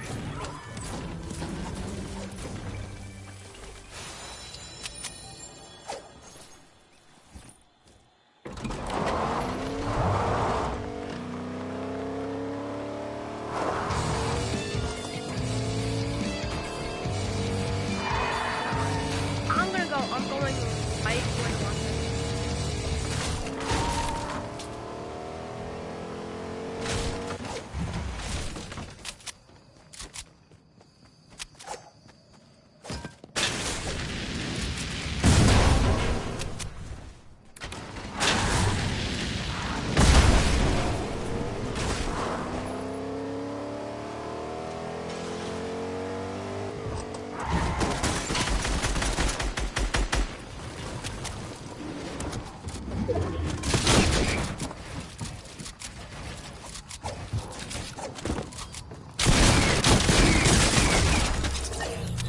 My game, kid.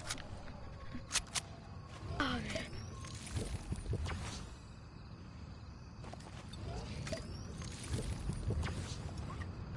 And none of your fancy editing today, man.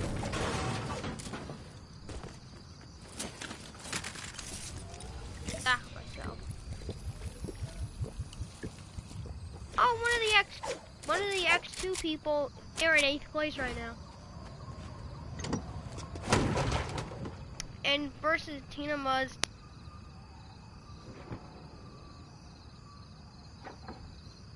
Yeah, 418 points. 2 victories. 9 elims in place 7 points. I know, chat, we may not be getting all the info, but I'm gonna try to figure out a way to kind of like clip all the results and you guys can all understand it. Eventually I will figure out a way to kind of like clip stuff right out of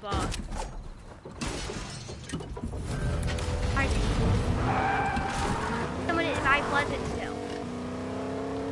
Yeah, bounties. See, bounties are probably gonna be used not only for the goal, but just physically track someone down.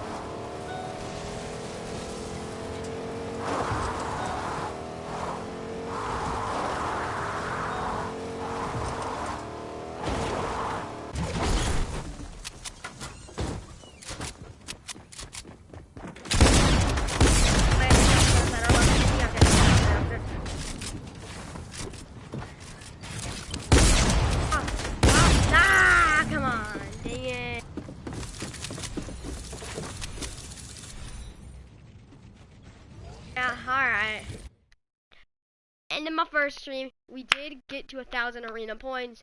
Lovely. Now, time to go watch the FNCS.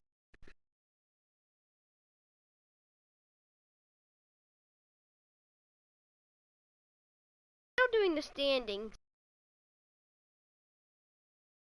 Yeah, let's hit it up. Shit.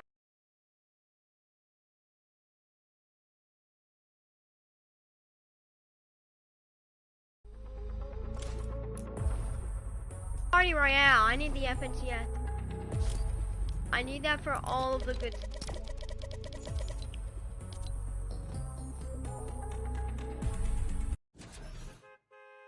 I love it.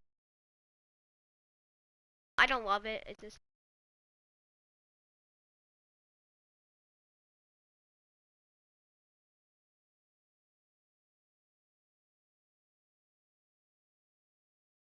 because you know they started with the way you'd typically expect them to sort of finish, right, with a huge win. Yeah, and you notice they dropped straight down into the water, managed to catch themselves so clutch. That's probably one of the moments of the tournament that we'll remember the most. But game number 2 was won by Refsguard, Andrea, and Savage, who managed to win using the medkit heal-off. Remember, they're currently our first place leaders. Oh, Mr. This Savage! game was really where they solidified themselves, using the corn as well. Not something we really see very typically. Yeah, you can see game 3, Joe, Stumpy, and Shadow were able to win a game. We talked about it on the leaderboards. Outside of this game, they weren't able to do much, right? So they had their win from high ground, typical of them in terms of their playstyle. But it's going to be about really being able to have more games like this over the course of these 6 games. Yeah, and you know, this is the turning point in the tournament for us. This was Hen, Janice, and Chapik's game number 4, where they showed that even contested, these guys can pick up big victory royales, and this is where they climbed really high. I'm sorry, chat, that this is not royale, but extremely impressive stuff from them. And this wasn't even their first and only victory royale of the game. Yeah, you take a look now, full of, you know,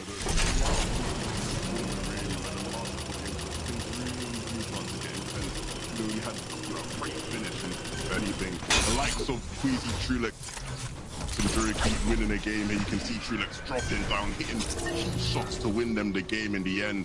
A phenomenal performance, but we started, or I should say we finished it. We finished with the team who won it all last season, right? The champions picked. Right, the FNCS champions picked up that final game, and what a zone to do it, right, Reese? Exactly the same as Zone 1 almost, and they won 2 games as well. So no surprise, these guys learned from that game 1, and here we go, winning game number 6. So clean. And that package was absolutely insane, by the way, the hype. I just felt it once again, just coursing through my veins. Okay, we got to set the stage a little bit coming into day number 2, okay? I'm kind of curious to pick your brain a little bit, Reese. I wanted to see, you know, some of these trios are having a difficult time just landing and getting these contested POIs and making it out alive. So I'm curious to see, like, do you think trios might be changing up their drop spots coming into day number 2? Yeah, and I think if you look at the leaderboard, you have to think, right, if we're dropping, say, for example, the two teams currently in retail row, we've got Wolfie's team going against Kiko's team, both not performing too well in the leaderboards right now. Both, I think, 20th all the way down till 33rd, I think, somewhere in that range. So they're basically going to have to think, what are we going to change up in their strategy? And Wolfie's team during the qualifier and also during the heats have ended up dropping in Dirty Docks and also Steamy Stacks. So you've got to think, if it's not working out for them so far in retail, maybe they go Dirty and contest Thomas Flick and a Nas, or maybe even up to Steamy and contest our current place leaders, which has potentially been so far already by Wolfie. So could see some changes in drop spots today. Yeah, I think that's always bound to happen on that second day, right? He sort of maybe get a bit nervous about how they. All right, Levin, talk to me about some sleeper teams, because I feel like you've got one that didn't get much broadcast time yesterday, but they're still performing extremely well. Well, yeah, Zeke, there were 3 teams in the top 10 that stood out to me for contrasting reasons, right? You know, Kiriachi, Stormy, right, and Toos over at Slurpee. Really interesting team, one of the best teams mechanically in all of Europe. That's one and of they my were incredibly favorite consistent. drops. They played incredibly well. But the one thing that stood out to me, 2.83 average eliminations. Lowest of anybody in the top 10. Weird for a team who you maybe expect to be a bit more aggressive outside of Slurpee, right? Taking a look over at Misty Meadows, though, Pizza, Ardit for Strokey, a record-breaking team from the qualifying weeks. Complete opposites, right? 5 average eliminations, the second highest of anybody in all of the lobby, right? These guys were incredibly aggressive, getting in a lot of. Now, they had no games in the top 10. That's like yeah, weird. How do you I get see top people 10 without any going games in the top 10? Crazy stuff. If they can be a bit more consistent, imagine where they could finish, right? Way higher than top 10 you'd expect. So be interesting to see how these guys do out of Stealthy Stronghold. Absolutely. Now, boys, we got to talk about this. All right, Flick, Anas, Thomas HG, a trio we think can go all the way, but right now they're coming into day number 2 in 8th. I mean, what do they need to do? What do we need to change up to climb these leaderboards? Well, I think the big thing. Oh no, you no, go ahead. Take away. Be my. We're so excited. All I was going to really say about these guys is the big thing is that, you know, they need to be a bit more aggressive in terms of surge positioning. We saw in zones like this where they land dirty dots, you know, they weren't really getting too aggressive. They usually take kills like this to look for surge tags. But typically of the better teams, you'd maybe see them get a bit deeper, maybe try and get positions a bit deeper in the zone so they have a larger range of teams to get for storm surge tags. Nothing too, you know, out of the norm, nothing too spectacular, but just a small tweak that they could make. Now, I kind of want to shift topics really quickly, because I want to remind everybody of our predictions coming into day number 2 of the finals. Levin, Shayo, you both agree that Anas, Flick, and Thomas HG, and this is why I brought up my point, because you do think they could go all the way. Yeah, I'm sticking with the boys. I think they will be hungry to finally get that FNCS championship win, and they are still poised to really, you know, put a good performance into the sitting in 8th for the moment. There is still hope for them. Yep, and you know, I've gone with Tayson, Nate, and 4ZR. You know, these guys have fixed all their mistakes, it seems, and into yesterday, when I spoke to Tayson, he said, as soon as we get Storm Surge, we are fine, and that's exactly what they did on day 1. They did have a little bit lower average eliminations than they normally would, so if today we see them with large pop-offs, this is going to be them climbing up the leaderboards, potentially looking for that championship again. Yeah, Sancho looks like a genius because his pick is in first right now with Refsguard, Savage, and Andrea. So if they can just stay there, Sancho's going to take it all today. I'm going to turn off my mic. Absolutely. Well, we're not wasting any more time. It's time to kick off the competition. We're going over to Sancho West and Shy Wager to start our day. This is the finale of the finals, the last day of a multi-week event. Whether you're in Party Royale, on the couch, or watching along with your friends, welcome to the European FNCS. Sancho, a slew of games to play today, $1.3 million on the line for EU as well. This is going to be insane. And don't you go anywhere, because the action is already kicking off with our #1 place team being contested at Steamy Stacks. We all saw this going down on social media. Will it be Wolfie's actually here? No, it's actually Nexus Trio. This is what we're talking about. The adjustments are already happening in day 2 because $1 million+ are on the line, and The championship is at stake, and here is our defending champions, Hen, Janice, and Oh, Chapix yeah, already that's trading good. between Highcrest. It is a deja vu moment, the sequel to the fireworks that we saw in day one. Shio, it's already picking up, baby. It is the FNCS EU. Yeah, and it's absolute deja vu. Highcrest already going down inside the first game. We saw 12 games played yesterday. In all, or 6 games played yesterday. There's 12 games to play. In all 6, these guys fought over and over again. Highcrest either going down first or Hen. This time it will be Highcrest. Knight and Vortex will have to try to pick up the slack here, but with a top tier trio who's won this POI over and over, just breathing down your neck, it seems absolutely impossible. Here we go. These are very important moments. Looks like Indretta actually gets knocked, so we'll keep an eye on the feed on that here. That is our #1 team already a knock against them. Let's go ahead and focus back in here. Chapix, Hen, on the like basically so close getting a repeat championship. We'll flip back and forth between those POIs. Now the fight's actually breaking down at Steamy Stacks. Savage, Refsguard seem to have wiped Screwy and Nexus off the face of the Fortnite island, just with a little bit of a consequence of Indretta getting knocked. It feels like Sancho just got a free buff points off spawn. There wasn't really any much contention whatsoever. I think Savage might actually still be looking for the rest of the squad for the moment. They might be slightly split, looking at how things are going so far, but with this loadout, there should be no problems at all for Savage to wrap things up. This is what they were worried about going into day 2. They thought they will be contested. Usually Steamy Stacks in the EU region is historically heavily contested. Last season, Indretta Resguard with Scrab dealt with 2-3 trios at times contested in there. So there's no stranger to that. They expected it. They bot review it and they were ready. And now Janice, Hit, and Chapix were ready for Highcrest. Once again, Vortex is going to be left alone right now, and they're going to actually go ahead and catch him out in the bush. So far, the Bush it Ranger is play. the bush tray when you all got it in the back pocket. That's all you can do. And right now, you're looking at a 6-1 advantage right now going Hen's way. And anytime any team walks out of Craigie, they do really well. And when Hen's team walks out of Craigie, they get double-digit victory royales. That is the potential of the pop-off that they have here. But Shio, pop-off potential for Thomas A. Flicking on us. Day 2 is usually their day.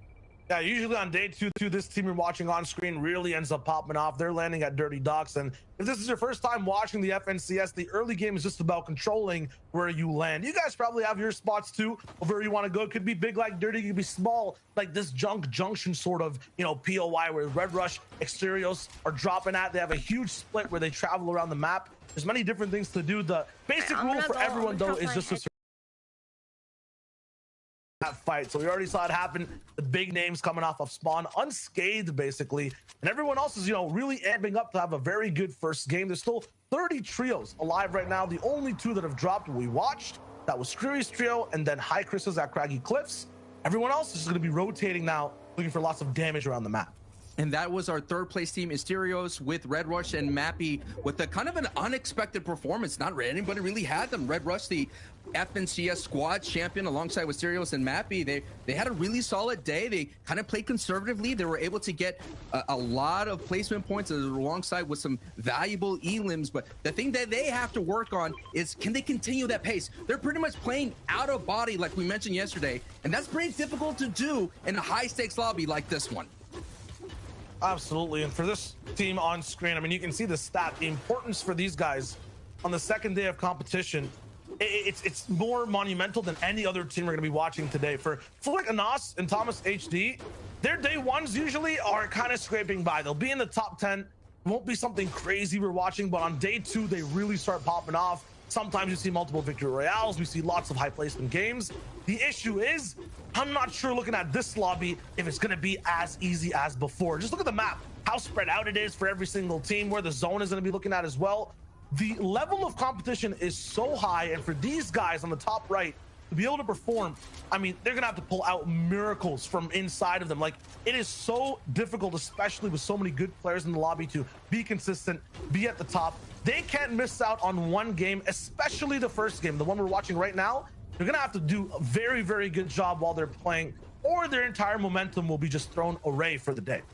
We already saw a taste of zone 1. It's going to be a northern zone. So you have Hen Trio looking really solid. You know, we already talked about Levin, talked about at the analyst desk. Nebs' trio has been doing really solid considering they have not been finishing in the top 10. If you go back and VOD review Nebs' trio, game 3, they ran over some of the biggest names in the region, getting 5+ eliminations. I think 8. And that is something that I have to keep my eye on the rest of the way because they were taking out the likes of Clement. They were taking out the likes of Adil's trio. So, hey, you got to watch out for Nebs, who kind of surprised everyone during the qualifier stage, being able to qualify out of Stealthy Stronghold. They're looking really good, already primed to have a fantastic day 2, just like in Dreda, Revsguard, and Savage. And I think you said it really good, Shio. Basically, so sometimes it's good to get contested because now they could just go ahead and post up. You don't have to really worry about Storm Surge. And even though they didn't really have problems within day 1, this makes things alleviates it just a little bit there. Watching Wakey Eye dropping can also rotate some people who are dropping on the way outside to the map. Oh my! Have to resort to just going inside cars. Sometimes though, depending on how and where you're rotating, you can just get addered up while you drive around the map. The big thing about day 2 is just to make sure you're playing that first game very close to the chest. Sometimes we're watching EU yesterday. While the game started to go on a little bit, people started to experiment, play a little bit more loose. We had like, you know, not that many people surviving, lots of people fighting in zone. This time though, at least for this game, everyone's taking it very seriously. You're going to start seeing a lot of bases pop up around the map.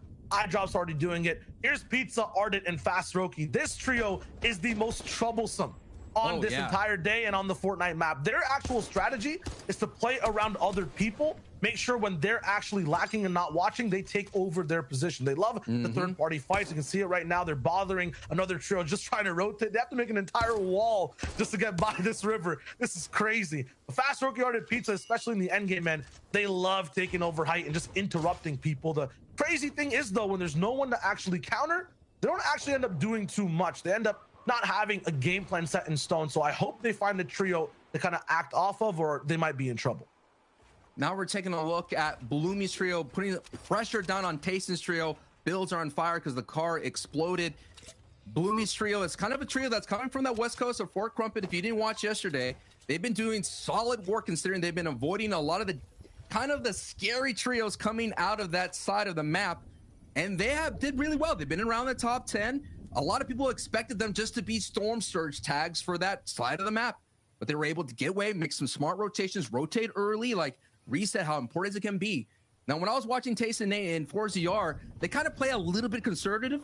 Even though they made it to in-game, they weren't really looking for eliminations. They were just looking for placement. If they can match what we all know what they can with that elim firepower that they do have behind their trio, they can essentially move up the leaderboard a little bit faster rather than just staying kind of in the middle of the top pack.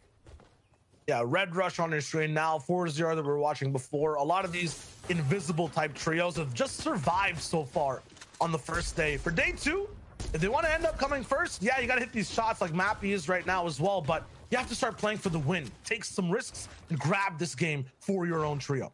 That's what I was about to ask you, Shio. Is it just about being conservative and trying to sit all the placements, or is it about going for the win? And you answered it right there. You gotta go for the win because no one's gonna give you the crown. You're gonna have to take it from our defending FNCS champions and Hen's trio. Sometimes, depending on the zone, you never know exactly. You know, the game can give you that win. Yesterday, we saw the craziest things towards the south side. When I'm looking at the middle of the map, though, all these consistent type trios who end up playing low ground, they end up winning out the games a little bit more. It's very difficult for height to do much. You get bounce back zones. They don't have that much room to end up getting eliminations. And eliminations are also a big wave and name of the game. Take these two trios, for example, as well. Trulex Squeezy on the bottom side, DKS Gray and Shakaz on top. Trulex, the guy on your screen right now, glorious and no pun intended at just playing these end games and having the position on height. These guys controlled the game yesterday so much from the 5th zone onwards, but then basically choked after that. You know, they could not hold on to that title spot, the big all the way up top high ground, and other teams rolled over them. Maybe they can clap back today. You have to make changes. That's what Wolfies is going for on your screen right now. Actually bullying Exteriors and Mappy, but maybe just looking for damage. They'll move on. You don't want to throw your game over just one mid-game fight. You want to survive for the whole entire time. You're looking at what's happening, the adjustments already. Wolfies was 15-15 that yellow house, games 1-2. They kind of split retail row. with against Kiko's trio. Now they're rotating early. We're seeing the retail row teams rotate early. Scram's trio, the other retail row, is rotating towards Lazy Lake. This time, Wolfies is kind of pushing that Cammy split, and that Cammy split right now is being held down by Red Rush's trio. We talked about early game as well in terms of how players want to, go about their game. It's about defending your drop spot. Now towards mid game, you'll see this cool little graphic above the mini map on the right side. It says damage threshold 121 above for Deuce. This entire mechanic is called Storm Surge. So basically, when you're rolling in this game, there's so many players that end up staying alive. You want to give these guys a challenge and make sure the entire server is staying healthy as well. So 90 players will have to drop down to 70 for this entire player threshold, and that's decided by how much damage they do. So you basically have to deal damage or you get dealt damage by this purple lightning that comes down. You'll see it in a second. Deuce is ahead of it right now. Everyone after their drop spots is playing for this Storm Surge threshold. They'll look for damage. For Deuce, it was long range beams. Over here, it's box fights between 5 different trios. Kiko last alive on his squad. Demento's following closely behind them. This is a horror movie. He's trying to move forward. So many beams from all spots. There's an arrow in his elbow. This has to hurt. He's going down, and that's one trio taken out. Sometimes you take arrows to the shin, but there's nothing like an arrow to the elbow. That's going to knock you down. That's going to take you out. But now Podesai one last MXR with back, like very last place right now. They have been very inconsistent. They were going down to Stealthy Stronghold. In fact, game 5, they were kind of splitting some randomness. But now maybe they could come up and kind of shake up that bottom of the board, because right now they're affecting this rotation right here just by being here. Hey, you're talking about randomness. What is this? This is, I'm counting like 7 different trios at the same time fighting in Storm. There's Fast Roki, the Interrupters, High Ground fighting Stompy right. Down below, Dementos is not stopping. Jamside is going down in the build. Oh, man. This is a crazy 6-way fight. ST's here too, making it off spawn for I think the first time I'm watching, and they're looking real good with this loadout.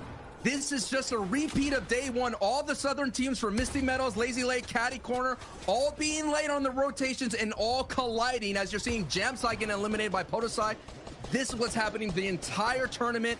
It looks like it's going to be a repeat in day 2. If any of these trios want to get better for the day in placement, they just have to avoid this kind of white line engagement that's happening right here, Shayo. This traffic jam hasn't stopped, and this is game 7 out of the 12. It's going to get crazy as the day goes on, too. These are teams playing conservative. Bad Sniper inside damage, looking for an angle. Not going to really find it, but has some meat to eat, so it's all good on his end. Once again, in terms of reading what's going on screen, it might be confusing. There's health bars to watch. Once that threshold thing pops up on the right side as well, that's like an extra health bar to kind of show you guys how the trio's doing.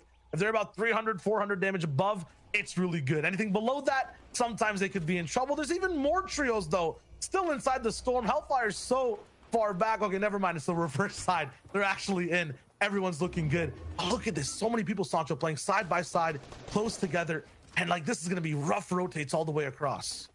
A very nightmare type of rotation if the zone keeps pulling north, but also a nightmare start for Red Rush, Asterios, and Mappy down already. Our 3rd place team is out. That gives room for 4CR, Tasted, and Nate to move up the board, and Queasy, Trulix, and Jerky right now. Like, you nailed it, man. They've been holding on to height. They will be at height. Like, about 4 out of the 6 games, they were on height, and they got it taken away from them. And only one of them, they were able to hold on and get a victory royale.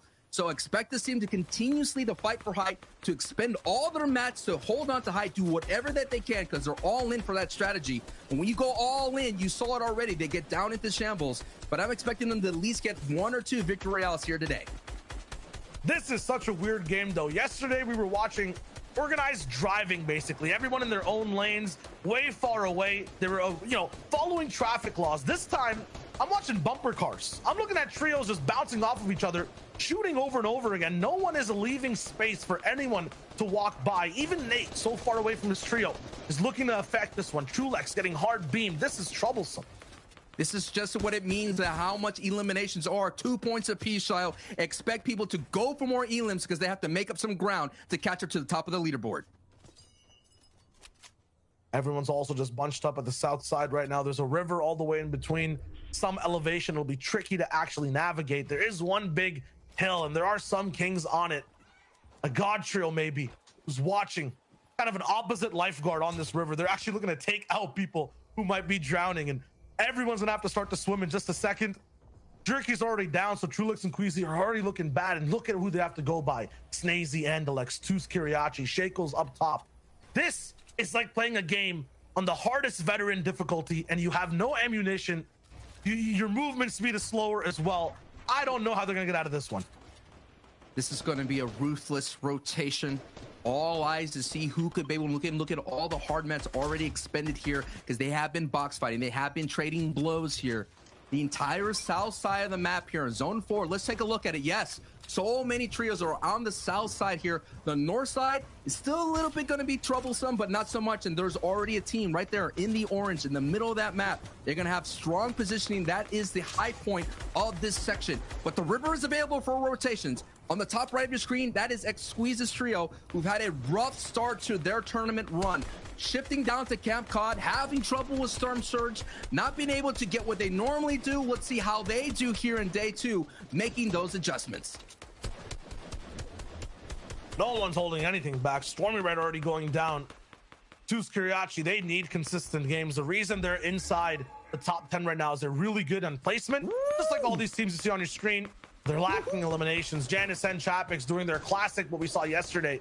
Low ground mountainous rotation. Every time they end up doing this, the zone plays for them. I'm not sure if this is like a type of rain dance, but they get every zone when they're in this position.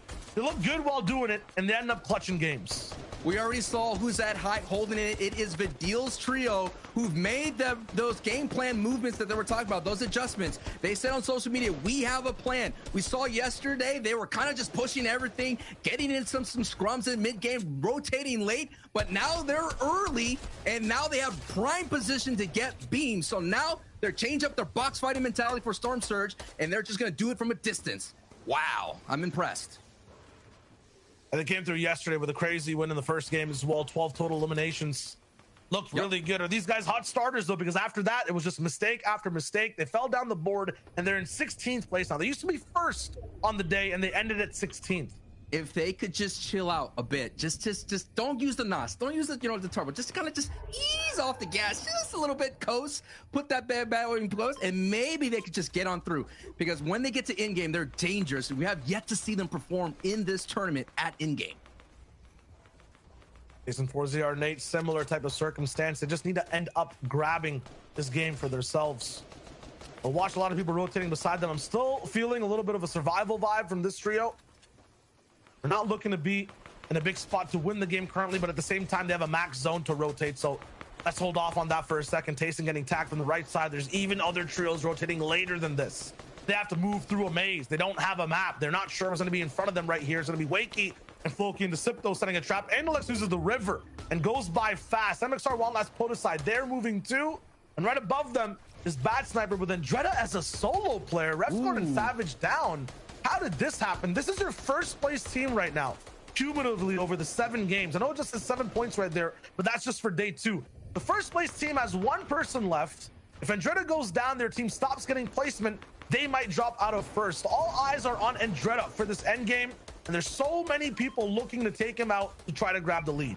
Andretta has to go back at the time machine. He finished 24th in the World Cup solos, so he could kind of dip into the past, pull that rabbit out of the hat. Maybe there's some magic here, because his job is just all about getting placement as many points as possible before he gets lobbied.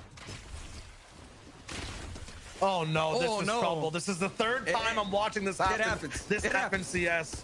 It happens. Throwing things close range, they're so lethal though. Look at Boobok's health just go down more and more. Now he's at 30, used to be at 100. He's going down to 20 as well. It's so hard to run away from those stingfish, but once again, you use them in close range, they end up doing damage to you as well. This entire box too, this complex of builds has so many top trios, and making sure you medkits up. These guys are going all in on their HP. They're looking to just take this end game by storm. Oh, yeah, and the Storm has already moved away from all of our competition. The first moving has been revealed and is going back towards Dirty Docks. This is going to be a very dirty, a very dangerous rotation. And Thomas AC and Austin Plick, we said that day 2 is their day. Are they going to be able to seize it and have that pop-off game, Shio? This is not only the most important day, but this has to be the most important game. The thing we've seen on EU, especially early, is people like to contest height. They like to interrupt Thomas, Flick, and Anas, but look how far this split goes. Thomas is back in an old zone a minute away. Anas and Flick are already all the way on the front side, building a new base. So these guys have real estate on all corners of the map. Janice, Hen, and Chapix, they're going down to on the backside of Storm. Man. This is absolutely ruthless. People have to make it up a mountain, go down a mountain. It's tough. The hill's in the way, and Chapix is the last person alive on this squad to make the rotate. Chapix is usually the tarper. He could navigate these builds. He could do those layer switches. He could just hold on as much as possible, but he cannot just get any attention looking his way. Down at the ultimate low with only 25 HP. This is the defending champion here who had the momentum leaving from day one, walking away with the Victory Royale. He's going to do all that he can. Now they're in the second threshold of placement. But let's take an eye on high. Thomas HC, Anas, and Flick here, putting some pressure down below. They have the ammo. Look at the AR. They have all the options they can to put the pressure down on low ground. Every player playing scared, but fear gets relieved as the zone actually bounces back. Everyone on middle and low ground, even the people getting struck by this purple lightning from Storm Surge, are safe and can breathe for the moment. Height will have to work overtime to try to break these builds and go for shots. Look how tough it is. Brick builds everywhere. Metal. Wow. Vidil, Noah Riley, they're surviving on low. They get to have a little bit of a break. Yeah, even Andretta's alive. The first place team has one player. He takes out Sun in mid-ground. Meanwhile, Thomas, Flick, and Anas are looking for anything right now. They only have 2 eliminations, Sancho. I've never seen them this, unaffected on the lobby. This is troublesome for them. They need to try to wrap up this game. Yeah, but this is where they start cooking up there as they both get iRes and Indretta right there.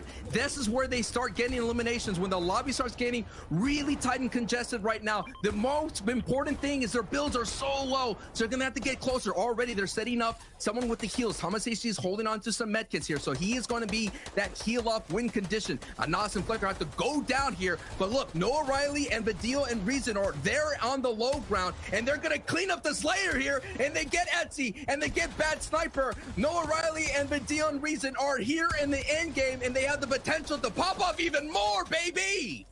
Low ground scrappy, high ground free. There's so many different types of scenes we're seeing so far in this game. One trio in the middle. Flick falls down, big fall damage. Noah Riley in his box. He's in a pit of Vipers, and there's no chances to survive. It's too venomous. Thomas HD and Anas have to do this as a duo. They've done it before, but at the same time, there's so many different players of high calibers down below. With the zone going towards their backyard, this is going to be the game that could be the signature game that I was talking about in day one. They already almost had it, but Hen took that away from them. They're not going to let it go away here. Marvin with a phenomenal performance, the best performance they had today. Now this is where zone tries to get so hard for the low ground trios. It's so tricky. Everything's kind of just getting claustrophobic. The walls are closing in. The zone's pushing people next to a big mountain. One last gets taken out. There's no harpoon here. Yes, Anas only has 7 builds, but it might be enough to last just 50 seconds. They have to connect to this build. They're beaming down. It's lasers from the sky, and not even a planet could survive this pressure. Right now, Marvin, he's working around the build. Somehow everyone's escaped. Thomas is going for the beams when Anas finds the first. They're still staying up. It's a patient game. Reason last alive 2v1, and he could still do it. He has all the mats from the eliminated bodies below. We're going over a bridge. It's going to be a stalemate for about 30 seconds. If Anas and Thomas don't drop down, yeah, they're not going to. They're going to stay up, and Reason has some time to breathe. What does Reason have in his inventory if he has enough builds just to hold out here? Reason, they had the day one Victory Royale, game one, popped off huge. If Reason could clutch it, no! Anas says not so fast! Big elbow jump, but Reason claps back! Reason still can't he get the siphon? He does! If he can find Thomas HT, Reason could have the clutch! Oh my goodness! What? What? Are you kidding me? Reason gets the Victory Royale! How, bro? How? Chio, are you kidding me? Are you kidding me? Thomas HD, 1 second off of the med kit all the way on high ground is what I basically see and how it looks like. Reason gets the siphon at the last millisecond of time as well, wins out the game. This man, not even a troll under a bridge, a goat under a bridge, clutches the unclutchable. Man, let's just go to the desk. Go to the desk. Am I watching? This is just the first game. One of the most difficult situations you can be put in as a trio. You have one member left alive in those final few zones, and that member's thinking, okay, what do I have to do? Like, what at this point, is it placement? Is it elims? He's like, you know what? let me just channel my Sprite energy and just roll up in there and get the victory royale, Reese. That's what I like to see. We cannot have tier 1 teams messing up medkit timings in the end game. We saw Thomas hit the zone, and then as he started to pop the medkit, you saw him start to move a little bit afterwards. He'd already messed up to start with. This is like a clinical play that we have to have locked down. We've seen a lot of this actually on NA East, and then messing up the timings of it. We're actually really yet to see that, and that definitely was a bit of a choke, which allowed Reese just absolutely to pop off. And you notice he was live as a solo for a long time as well. Huge props to Reason for clutching that, but they did win game 1 yesterday. Will they manage to keep the steam going? This is the story of last season's, champions, because you look at the last 2 teams there.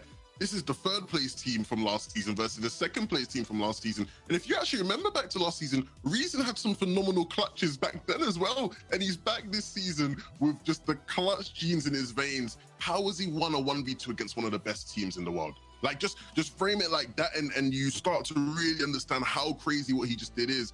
And, we could be coming back in about 5 games and looking at that as being a defining moment in what turned their tournament around. That victory royale pushes them up the standings. Oh my goodness. Yeah, man. Even just being able to say, like, even if you just ended in 2nd place, it's like, wow, you clutched up so hard to at least hit 2nd. Nope. Let me just 1v2 this other trio. Thing get changed up.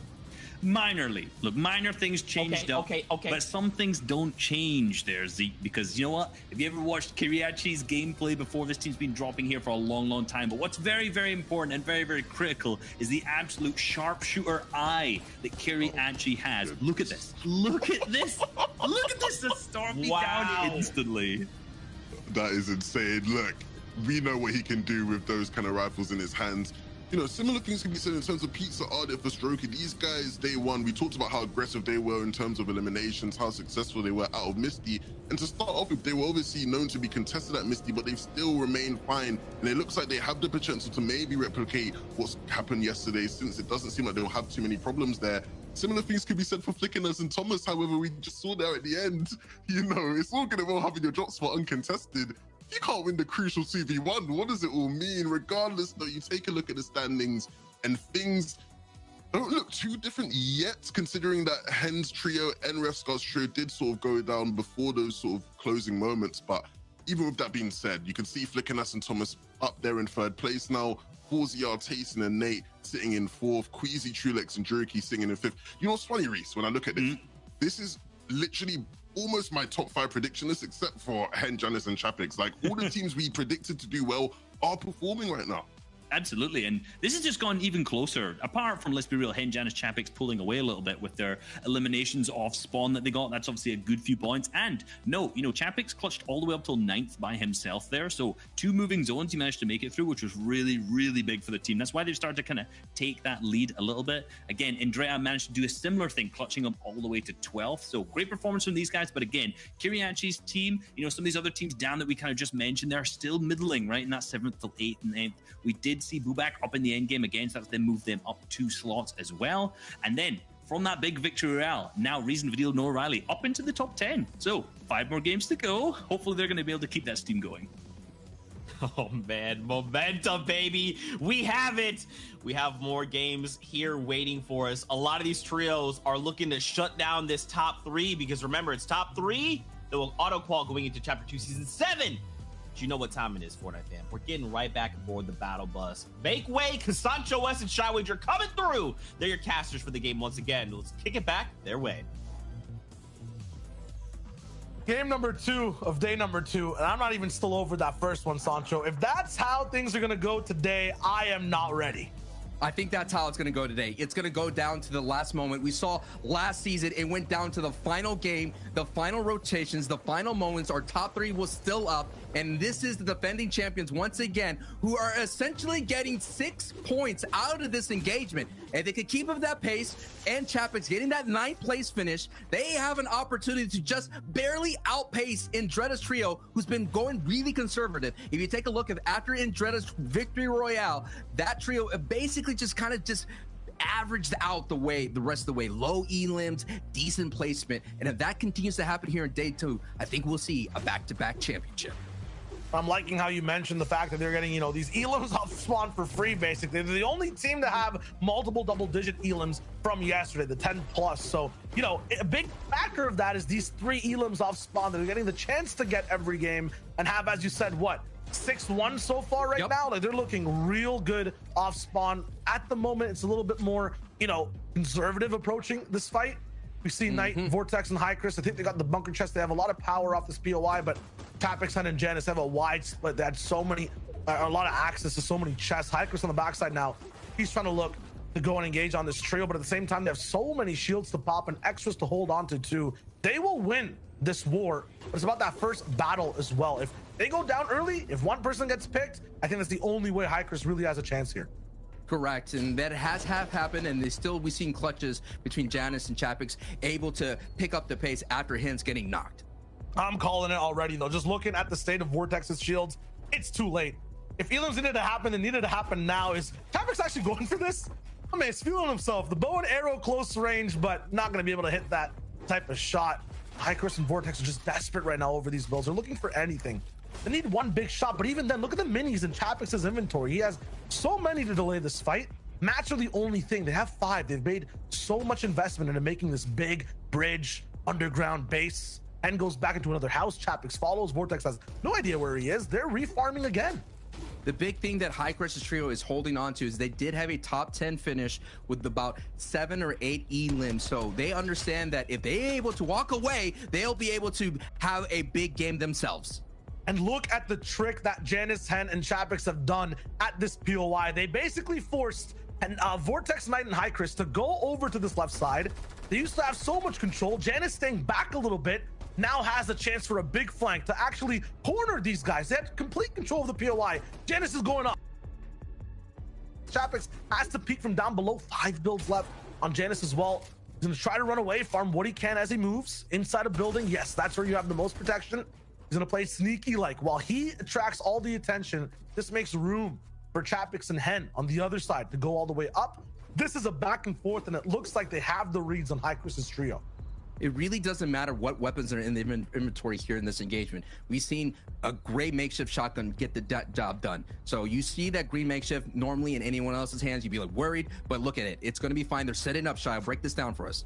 Yeah, right now, too, it's not only a war of HP and loadouts, it's a war of resources. While Janus, I believe, was on the backside and used all his mats as a solo, when Chris, Vortex, and Knight wanted to respond to him, all 3 of them had to use their mats to catch up. So they basically, look how many ramps are invested over here from all 3 players. They're losing this war on resources. Only Janus has basically used his mats right here. Chapix and Hen have been just farming up the whole time. We'll see how that goes. It looks like cerebrally is going to be Janus's team that's winning right now. At Steamy Stacks, Andretta, Savage, Refsguard, they had their early game fight. Slender got taken out immediately from what I saw over there. It'll be free for those guys to keep moving on. Right now, it just looks like Knight is confused. I'm not sure if he knows exactly where these guys are. Janus was out of builds. Now he's almost up to back to 200-300.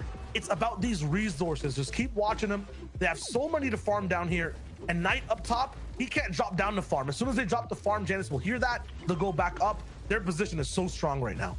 This is a great defensive stance. In the previous engagements, when I looked at the VOD, they have the potential to flank. Hen really went all the way towards Pristine Point, almost, it felt like. He went that way, looped back around, and got some big beams in the back. So this is not an engagement that's going to be over just yet. You already mentioned Retail Row already having issues. We saw as well Weeping Woods, Save It going down in the feed. That's been a battle that's been going back and forth the entire time, with Save It having the upper advantage, but momentum is going to be the big factor going forward.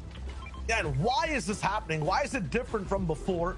You know, the last game we saw Janus and Chapix go for an immediate fight, and it was scrappy. It's because of the psychology around it. Look at the zone on the left. They have zone at Craggy. They can really draw this out, and they've baited Chris all day into this fight. They know they're not going anywhere. They know they've basically are living in their heads rent-free, Janus at least, and they're going to go for this fight no matter what to try to win it. They're down 6-1 as well. Because of this is free surge tags for Janus. This fight will happen no matter what. And man, Vortex is getting antsy. They're already shooting shots down below Sancho. It really, right now, it seems like Hen, Chapix, and Janus are inside their heads. The only time I've seen a disengagement here in the tournament is Hens Trio went to Flopper Island to disengage, to regain a little bit of resources, to regain a little bit HP, and then they came back and wiped out Knight. The thing that's going to be different here is that Trippers Trio that usually rotates into that little clip area hasn't been here just yet. Now they're rolling in. They're rolling in right now, and they're going to send beams, and we saw Chapix get beamed from that area here, and that could be just enough for High Curses Trio to find that opening to get rid of Hens Trio. Now, what Sancho's calling for is basically the third party of a different team on this left hill that comes in, and Uguay 74, that's Chapix, by the way, was on high ground. He was in the position of this opposite team, Vortex, the night before. He got beamed hard. I think these guys have learned from that. They're now playing low. There's no chance that third party team can actually shoot them.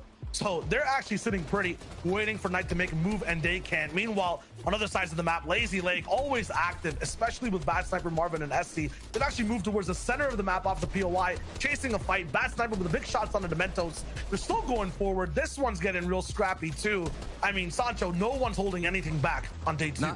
Not at all. And Marvin's Trio had their best finish in game 1 of this day here, which is 7 out of the 12. But this is just a messy rotation. This southern rotation, I call it the struggle rotation, man. The struggle of the South right here that's happened real. Every time we've already seen it in game 7. Now in game 8, you're seeing all the kind of chaos that's happening. Jamside hasn't had a great tournament run because of this. And you already seen Pizza, who's just able to be a little bit better because he's able to rotate. But now Pizza is actually late rotating here. As you see, Fast Rookie Art and Pizza on the backside of this engagement down on Gorgeous Gorge. I've never seen people voluntarily go down to the gorge, let alone 3 teams to fight. So there's definitely something weird going on for their game strategies. Yes. Yeah.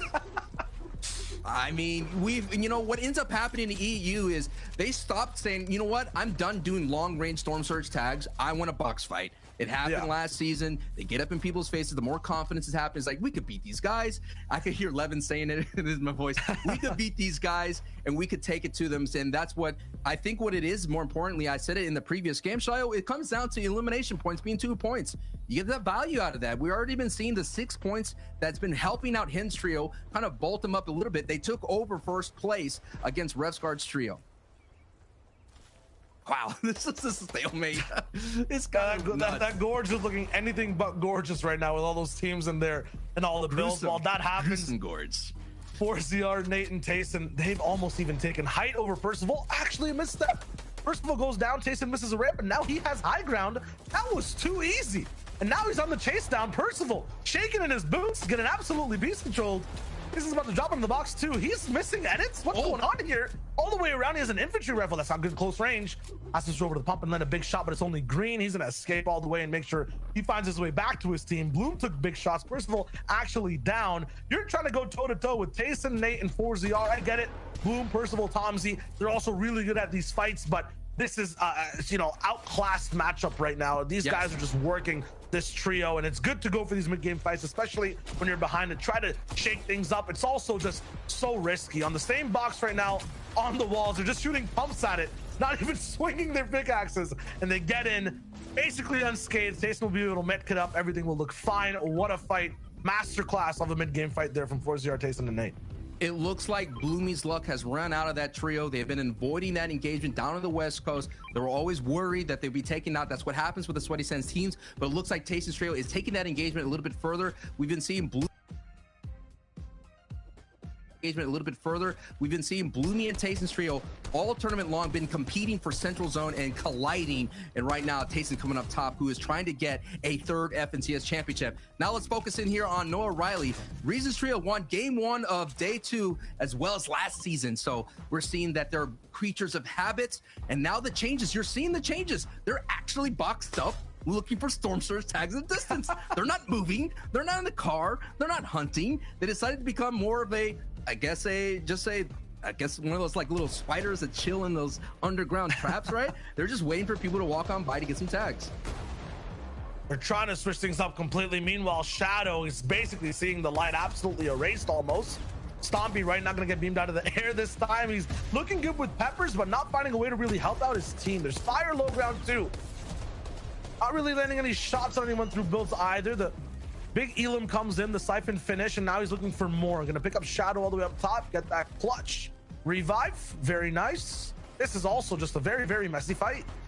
very messy. The fire actually knocked their teammate. That's what happens when everything gets set ablaze. Wakey's going to go ahead and bring back iDrop into the fight here. This is actually another big fight because look at the inventory that Joe, Stompy, and Shadow have. Joe has so much shield, but at the same time, Stompy's trio has 4 peppers. And you know that's going to be a great win condition for Joe, Stompy, and Shadow. That is part of their game plan. They got a victory royale by playing for hype when the zone went down towards Hollyhedge's Meadows, and they're blowing Storm Surge, and that's why they're taking this fight. But they open up that door and get greeted by some shots. Dangerous for Joe. This man is a walking llama right now. If he gets taken out, like, golden tactical shotgun, you're talking about the bigs. He has so many.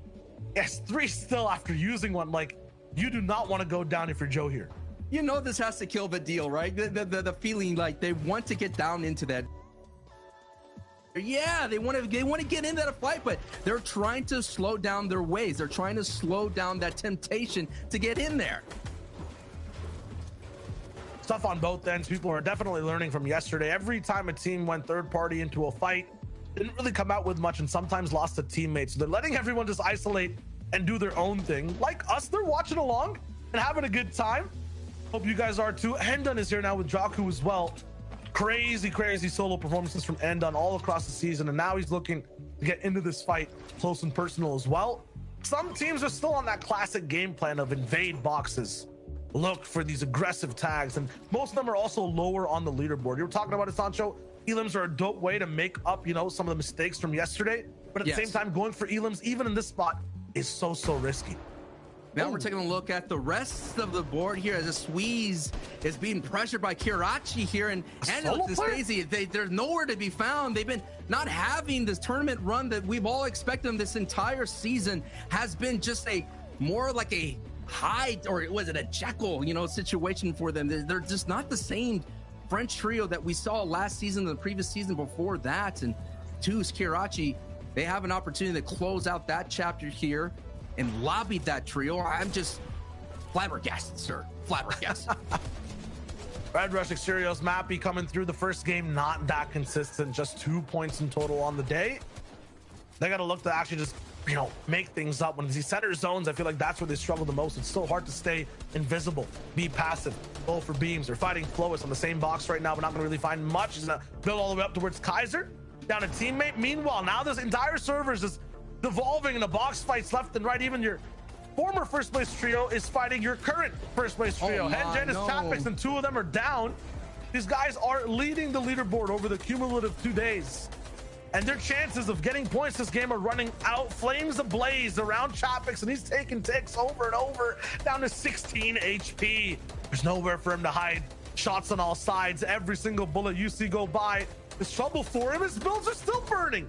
Chapix, be careful. Flick's on the other side, low HP too. He's walking through flames, not even affected. What is this? Through the fire, and I don't think he's gonna have a 9th place finish. No way. Not this game, considering that you have Indretta here that's trying to take that first place spot. You have Lanouf as well. This is the team that kind of lands at risky reels. And look at that. Storm starts going down, and Thomas HT gets taken out. And Nas is left by himself. And Indretta is now pushing Slicks. And Lanouf is just trying to back up his teammate here. And Anas is in a big shamble situation here. Storm Surge still ticking through, and Savage is going to look to clean that up. Yes, takes it up and cleans it up. Now he's going to push forward. Yes, he could breathe for a moment. Yeah, Nas, Thomas, and Flick, they were the last team that had basically, you know, no surge tags whatsoever, no damage dealt on the map. That lightning was just striking them over and over. It took down Flick first. Thomas went away second. Anas could still not find any damage and goes down as the last player for the threshold. Aloof 6 and Marine is not going to be here, looking to also go across. And Dreda is just shooting them with stink bows. No, that's actually another trio from the left side. Lanouf's having so much trouble moving in. Savage tries to relieve a little bit of pressure off from him because they're getting shot too. This is so tricky, and Zone is still moving.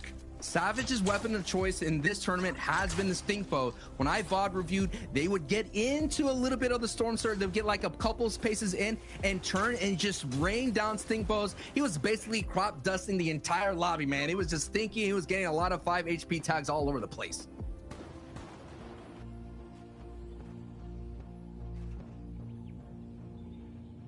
It's quiet now across the map too. Everyone's kind of stopped That surge gets everyone really, really active, pushed into boxes. Now they're looking for position to play out the rest of the game. Savage basing up with Andretta and Refsguard low ground. I'm not sure what happened last game, but Refs and Savage are basically taken out. Andretta had to clutch.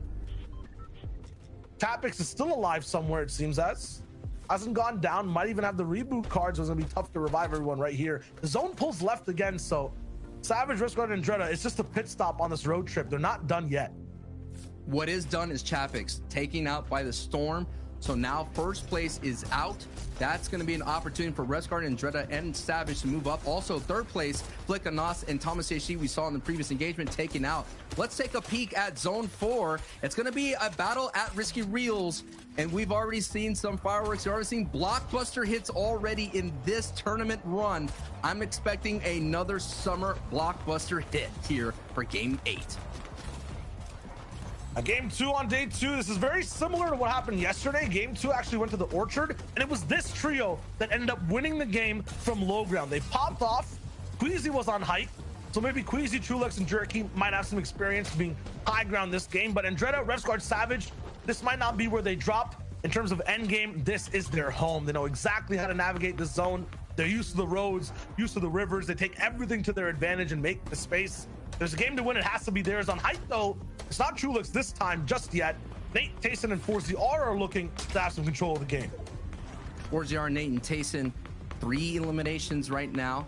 They're another team that they can move up their leaderboard as well. In 4th place, one of those teams we've talked about, conservative play. Just get into the end game, just trying to get positioning, not taking too aggressive box fights. We all know that Tayson and 4ZR and Nate, they're on the road to redemption. Tayson decided to switch out his teammates. He wanted a more serious trio mates in this back, someone who's going to grind with them. We're seeing the fruits of their labor right now, getting them within striking distance of a championship. Nate, 4ZR last season, of course, on the road for redemption, didn't really make it into the grand finals. We know that their finals is all about that. We thought they would be there. They weren't there. So this is going to be an opportunity, a chance to kind of turn their fate and let everybody know that they still got it. Definitely the most improved trio of the entire season. They're still looking for shots. They're not exactly in zone all the way just yet, at least not that half of the base. Gonna be praying and hoping that it pulls their way, but we'll have chances to move no matter what happens. Wakey down below, there's trouble inside a little bit of those lower tier boxes, lower ground bases. People are going down left and right. Exterio's taken out. Alpha having trouble, and then taken out by Noah Riley as well. These guys are popping, but there's so many angles they have to cover. I'm surprised. Snacey brought back his teammates. Snacey brought back that team. And wasn't he out by himself? Like, weren't they just being pressured by Kirachi? Yeah, Excuse was a solo. I guess they picked everyone back. Yeah, okay. Run. Okay, they're not. Big reboot came through, but no matter, they were coming from the south side. They must be exactly where Noah Riley is too. Look at the zone. This is a huge rotation, and builds are burning at the same time. You cannot cross that ground. Noah Riley will have to go around. And Alexis Sweet Stacey, yeah, I guess the reboot came through in the Spire or Boney Burst. Yes, they'll actually end up playing out the full game. That's clutch from X Squeeze. Meanwhile, near the river, this is where patience is tested. Safik and Siberia haven't moved just yet, and they have the longest and toughest rotation with a team beside them. They've been coming from Coral Castle, and for them to actually finish day 1 in around 15th place is already a feat in itself. They solved the puzzle of Coral Castle. For the longest time in the FNCS, no trio has really found success. They found some success. Just to paint a picture, last season, Kenzel, alongside with Waking Deceptos, finished in 30th place coming out of here. If Safik and Siberia could finish as a duo, that would be a great run, but look already what's happening. Noah, Riley, and Reason and the Deal have become a height team. They stopped buzzsawing the lobby, and now they're flying high in the sky. You're telling me Noah Riley, Vidil, and Reason I would never heard over 8 hours after sleeping learned patience? That's insane. Surprised. That's a they really want to win. They want to come back. Remember, Sancho first and then down to 16th after 6 games. They're trying to climb their way back up. They're 10th place right now on the cumulative leaderboard. They're looking to rise higher and higher. Here is who is in their way: Trulex, Squeezy, and Jerky. They're uncomfortable right now. They're itchy. They're not used to being second height. They like being the highest in the lobby, and it looks like they have a little bit of advantage on zone. Just like yesterday in game 2, this team took control of height. They tried to pop off. They could not clinch the game. This time, they'll try to do it once again, but they have an entire Titan to take down. It's not free for them. They have to get through Noah Riley, Vidil, and Reason. How is Reason's trio going to be able to handle this? Trulix does have a pepper here. Are they going to go ahead there, look for the chop? We've seen Trulix's trio get chopped before in a phenomenal way by Vidil's trio themselves. In game 1, they chopped them out, and they were able to take height and the Victory Royale. So they're clashing again. Just look at this run. Both from Trulex, they're screwing from the backside. There's so many teams moving over. This is huge for Trulex. He goes up. Yep, 173 damage above. It must have been a big shot, but they're still fighting. Queasy all the way up top. Meets over to Trulex. Look at how much this costs, Sancho. No shields in Trulex's inventory. Two of the teammates took 100 damage, and now they have height. A deja vu of day 1. Can they actually end up finishing the game, though? They need the resources to hold on. Day 1, they couldn't hold on to height at all. They kept losing it here around zone 7. So they have to keep an eye on the backside. Let's see who's second from height. They actually have Andelix and Snazy, but they already lost a trio mate. So I don't know if they're going to take it here. So that focus has to be down on the low ground. Savage and Dreda, Refsguard, they have an opportunity to get the Victory Royale. The question is, they're down the soft match. So if they can find an impact refresher, get that frag, get back some builds and hard mats, they can walk away with their game 2 Victory Royale again.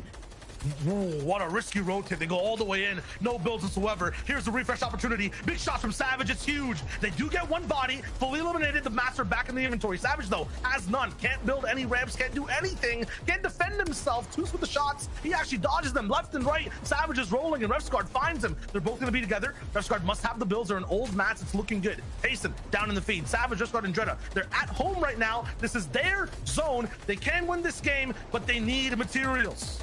The materials are running low, but at height as well, the materials are running out. And Dreda's trio is getting in second place. 4ZR and Tayson in 4th place. They're making the way, but look, their materials is running low as well. Pressure coming from height pushes them down to the low ground. It's a very dangerous layer to be on. 4ZR with 3 eliminations, 12 HP, knocks Mr. Savage, stops that trio right in their tracks. 4ZR on the track for redemption here, is barely alive, and is gonna have to go to the medkit play and hopefully catch someone else on the backside of the storm. Does he have it? On a 2 HP, and yes, he picks it up. A stop sign on the highway of low ground. 4ZR keeps his chances alive in this game. Trulex, Jerky, and Queasy, though, on height. They're still alive, and they're looking real good. They might not have too many materials, but they have a chance to do a lot of pressure down. It's somewhat of a bounce back zone, so they don't need to do too much over here. A chance for a breather. Their Elam's looking good, 2-5 so far. Floki, though, is still on low ground. A very dangerous trio to go head-to-head with in the end game. Hadi alive, sniped down by Lanoof. So many different teams down below that are so good at these high-pressure situations. Trulex, Squeezy, and Jerky have a big task ahead of them, and another misthink that might cost them a lot in the end game. This is where it gets sketchy for them as they make their way down. Neb's going down. Floki, you already said it. A very nightmarish trio to deal with here. Trulix has 2 floppers, 2 med kits. He's going to be the man that's going to be sitting on the high ground and sending him much pressure. Clement Deceptos are still there. Waze is already going in for the med kit. He's coming in for the backside of Storm. Waze against Kiriachi, gets knocked, and that's what happens when you do the flopper pay. You get the angles to send the beams on through. Floki, Deceptos, and Clement, they don't see Waze. Clement gets tagged in from the backside. Clement has to play some defense. Clement, hold on, and Clement responds with the elimination. 3v3, and this time Queasy can't choke. Trulex looking up high, almost out of materials as well. They have to try to win this game to redeem themselves from mistakes yesterday. They want to make up the whole leaderboard as well from what we saw before and yesterday. 2 Trulex, Squeezy, Jerky are looking for the drop down. 2 different teams, big shots below. Deceptos down. It's a huge drop. Trulex has the insurance. He has to go below. I think it might be the last one left here. One more flopper, and these guys are still in zone. It's too early, but he has the angles. Trulex gets it all the way in the end game. The same zone from yesterday. They win it out. They're looking glorious today, Sancho. They have to feel good. I know they probably look at the VODs to see like, yeah, man, we had hype this many times. If we just clean up a couple of things, we just hold on, we get a couple, be a little bit more aggressive, get some elims, stomp out the low ground, we could win more games. And they just got their first victory out here in day 2, Shayo. Yeah, but 4ZR, so many low ground teams going down to that zone. It's uncharacteristic. That was a very, very tough game. We have to toss it back to the desk to break it down and show us what we missed. Okay, all right, Queasy, Trulex, Jerky, High Ground Kings. You know, if you ever look high ground, if there's a team up there, it's them. That's it. It's going to be them forever. Boys, fantastic second game on the day. And I like how the casters kind of set this up. They're looking for that redemption arc, right? They're like, yesterday, I don't even care about yesterday. Today, we're gonna show up big. Yeah, and I think like that storyline is so true for indeed reason Vidil no O'Reilly as well, right? You got to think winning that first game, and then it looked like it was going to be their game 2 again. Taking height so early in that 5th zone, they committed so much to it, but again, it ended up being a little bit too much because Queasy, their team is so good at focusing high ground. We've seen this all through yesterday. I'm trying to think if there was a game where they haven't been on height ever in the history of them playing tournaments at this point. Yeah, literally the whole day of yesterday, it was literally like, how's the weather down there, boys? You know, it was them up above time and time again, but they weren't able to convert it into victory royales a lot of the time, and that was the real issue. You know, we know this is how they play. We look at Queasy and Trilex historically throughout multiple Fortnite seasons. They opt to play high ground. This season, right, Juriki's been a spark for them. You saw Juriki when they were taking out, he took the Germans down, right? No O'Reilly, they'll wipe them out, you know what I'm saying? And from there, it was really great play, and they held out height, and they was able to convert into a win. More of these, and they might sneak into contention, guys. I'm calming down a bit, but it's possible. It's always possible. Look, Fortnite's taught us, right? Anything is possible. It just depends on how you approach that end game. So let's actually talk about this end game coming out of last game, game number 1, because we saw a little bit of a heel off that was a little bit of a flub.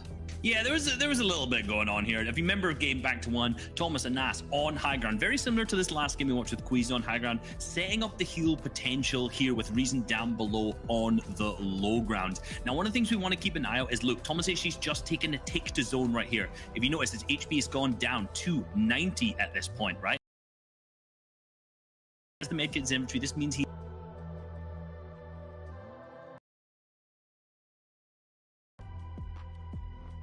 so notice he keeps going forward, but this is where a fatal mistake comes out, right? Next thing, you notice, again, after harvesting that, 2 builds. 2 builds remaining only. So this is also why Anas has to drop down, because he has absolutely 0 here. So he uses those 2 builds right here, and notice the positioning. He's at the back rather than being at the front here. Will this allow Reason on low ground not to be able to see him? But the issue is he's too close to the edge of the zone down at the bottom here, which means when he starts popping his medkit, I mean, we all saw how unfortunately it ended up going for him. So now moving down to Reason's perspective on low ground, this is a thing of beauty. This is what we love to see from a fighter like this. He gets an ass dropped into his box and hits a huge shot. But this edit that he's made on the right-hand side here is beautiful, because he has a right-hand peek on Anas who is on the other side, and Anas can't see him at all. And this manages to pick up a beautiful shot for him.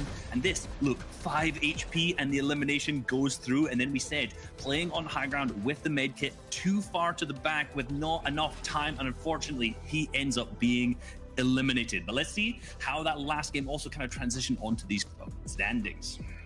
Gut-wrenching finish there, Reese. Looking at the standings though, still on top of the board, Refsguard and Dre and Mr. Savage, we got to watch them a bit, and they do look like, you know, they're having a decent day, but nothing yet that is comparable to what they did yesterday. The key thing to note here though is Queasy, Trulix, and Juriki shooting all the way up into second now, and they are closing that gap. Zeke, I hear the laugh, Zeke, but you know it. They are closing that gap. They are looking to try and become FNCS champions at the end of today.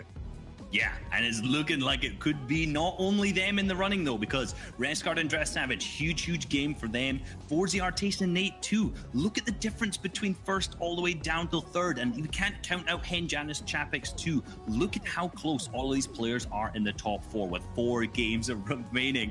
And I must say, this is going to be an exciting 4 games going forward. Any of these teams right now are completely in the running. This is only game 2. Look, you guys know that I stress. I feel the emotions. Don't do this to me. I mean, I'm down. Like, you know what? Let's keep making this a close competition to the very end. I'm super down.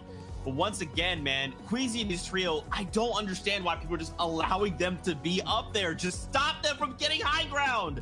They're going to close out games if you let this happen.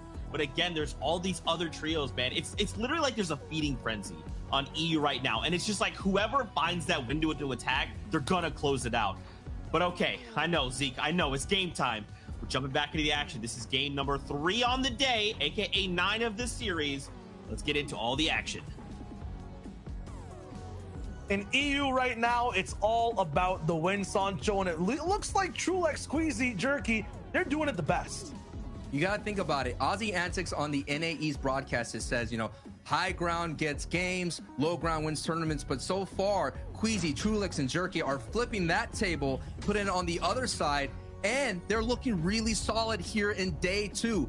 As I mentioned, day 1, they had height all the time, and they almost were able to walk away with multiple victory royales. And they most likely decide, you know, we just got to cheer up the defense. We have to make sure the backside is being protected, because that's all the time they had been happening, is they would lose it on the high ground retake coming from a flank with just normal builds. And that's what's so fantastic about this meta, is that you're able to kind of hold on to height. There's no bouncers, there's no shockwaves, there's no caddy launcher to kind of come up in there to take it away from you. So we're seeing what they can do. Now, the question going forward, as we're going to get into the later stages of the game, as you do see Weeping Woods already, the save it battle versus Blaster is still continuing there, is who is going to change up their kind of strategy. And when they change the strategy, and this is where it gets kind of tricky here, Revscar getting knocked in midair, this is where it gets dangerous, because as I mentioned, what ends up happening as the tournament goes on, people change up their strategies and they try to stop you from winning. We saw it in season 4 when Mongrel's trio was being all of a sudden got pushed out of Stark Industries.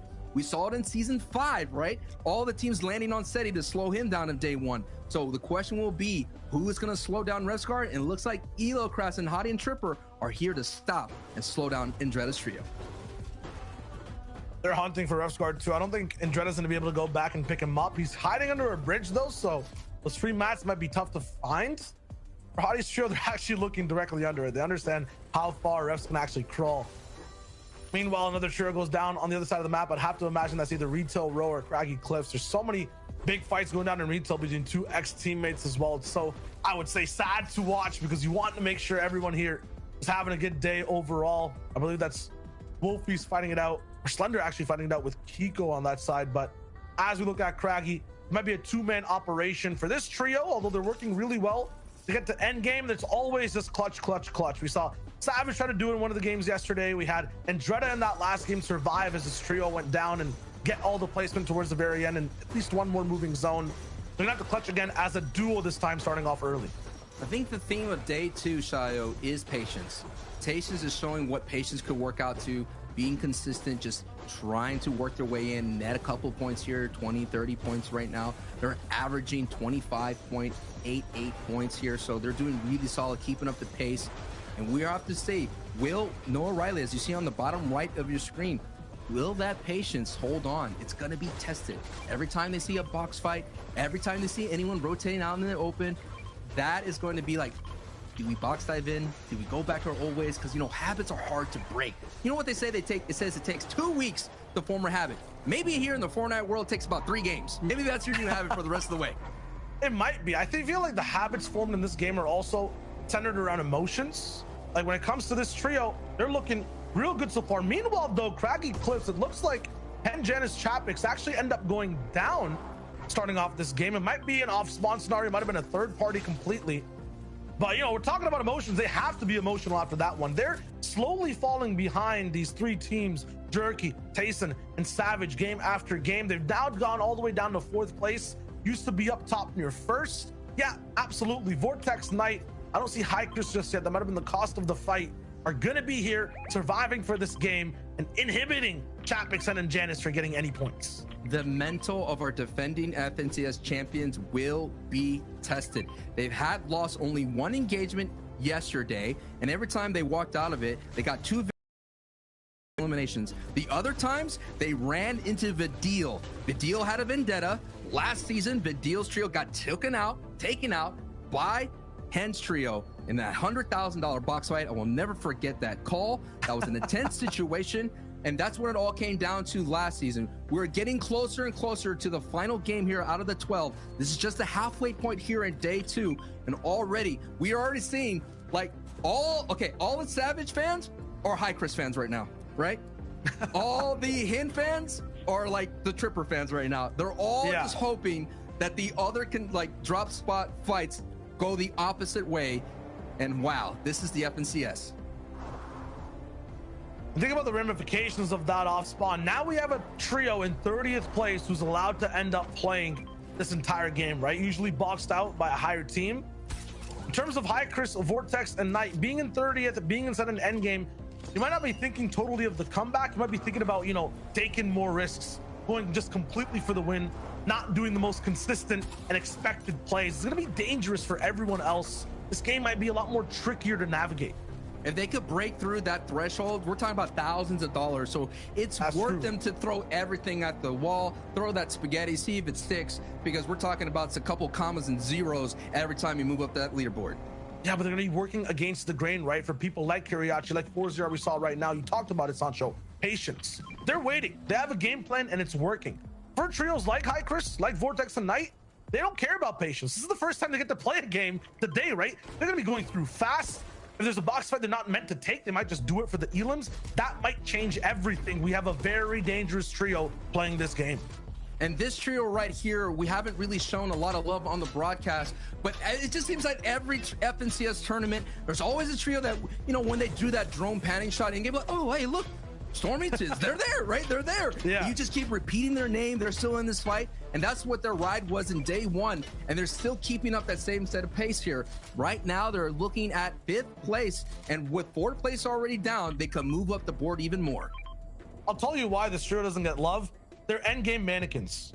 They don't do anything when they're alive. They don't get any elims. Usually when Kiriachi 2s are playing around, they survive. They make very smart rotations, maybe getting 1, 2, or 4 elims a game. The thing, though, I feel like, you know, this might be a situation where mannequins come to life. Last game, 9 eliminations, 4th place. They're definitely switching things up. Their win condition today is eliminations. They're playing the right type of Fortnite game. They need to play the other side of it, though, and actually have an impact in their zones and lobby. Anas is by himself too, walking around right now. But yeah, Kiriachi needs elims. They're doing it off the start of the day. Need to make sure they keep it up. Mannequins Coming Alive is totally an 80s movie reference right then and there. And now we have Noah Riley, Reason, and Vidil. It's so interesting, though. I thought this trio would be able to push out to coast. I thought they would go back into being more aggressive, being more that ruthless trio, you know, taking out those legions of players. But I don't know who is this team? Like, I want to know who is this team. I'll tell you what I was talking about emotions before, right? These guys feel really good and they're happy when they're pushing teams and it works out. When that doesn't happen, you start to get negative emotions associated with that push, right? Now today, they're playing patience and they're getting points. You get points, you're happy.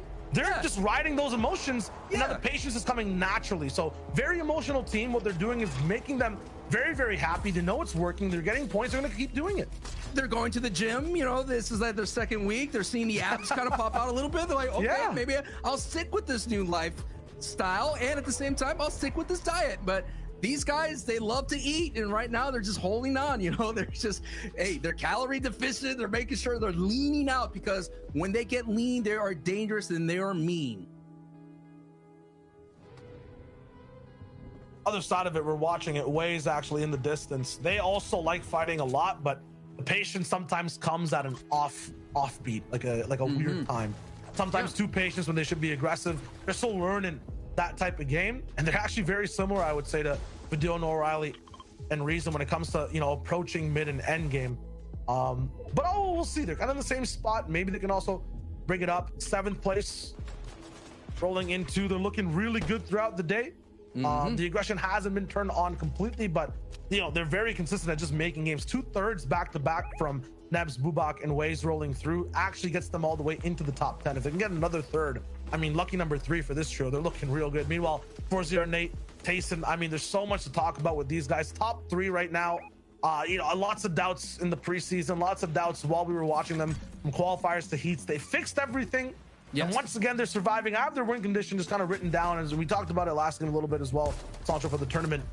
They need to start owning these games, making it their own. What are the names we've been talking about in the last few games? We said Trulix a lot. We said Savage. We're talking about Hen. It feels like, once again, 4-0, Tayson, and Nate are paint on the wall. Definitely there, but they're not the talk of the town so far. They need to be that way. They need to make these flashy plays if they want to win this tournament. They can do it. 22 elims in the heat stage. Yeah. It's in there. It's in there. It's in there.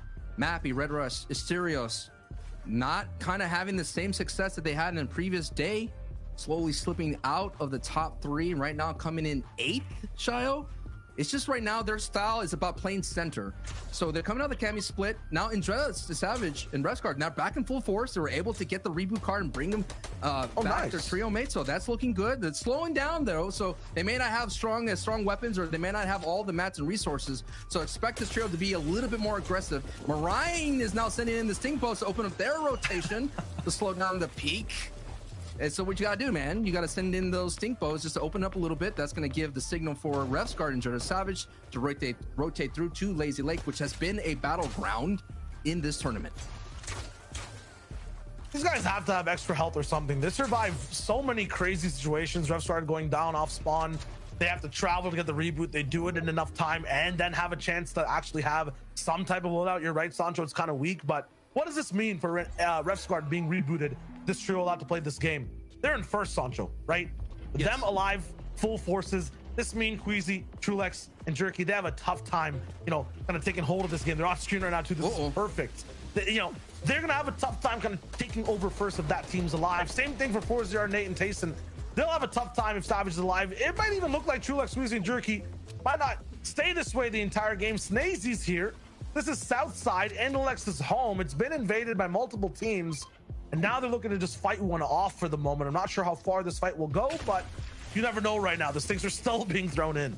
This is a wrestling match that's getting sweaty and is getting dirty right now between the old guard and the new. This Trulex's trio is a newly formed right now. Trulix, of course, playing last season with Pink and Stormy, or I believe it was Stompy. They had a fantastic run. Trulix arming that RPG. Jerky and Queasy, of course, forming with their respective trios here. Queasy playing with Roscoe and Paco.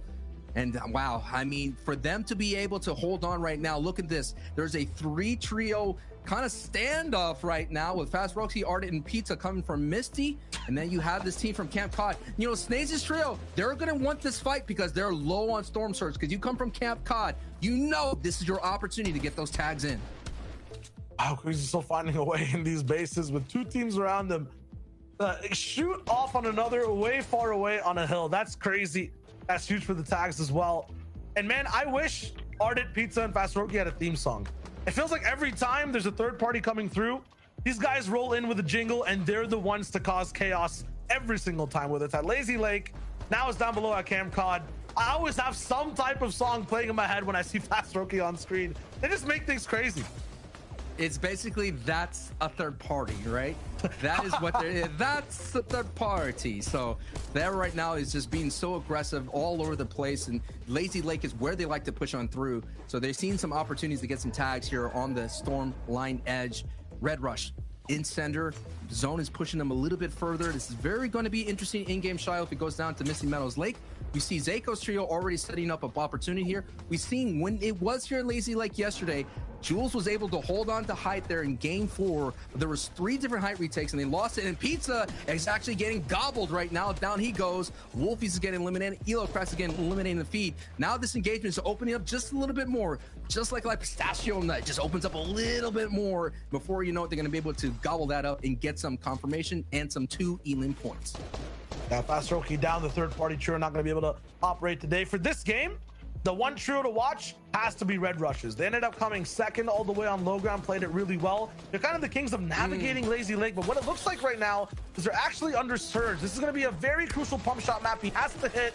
Surge actually goes away. You can back up, my friend. No! At the last second, Surge stopped 70 players.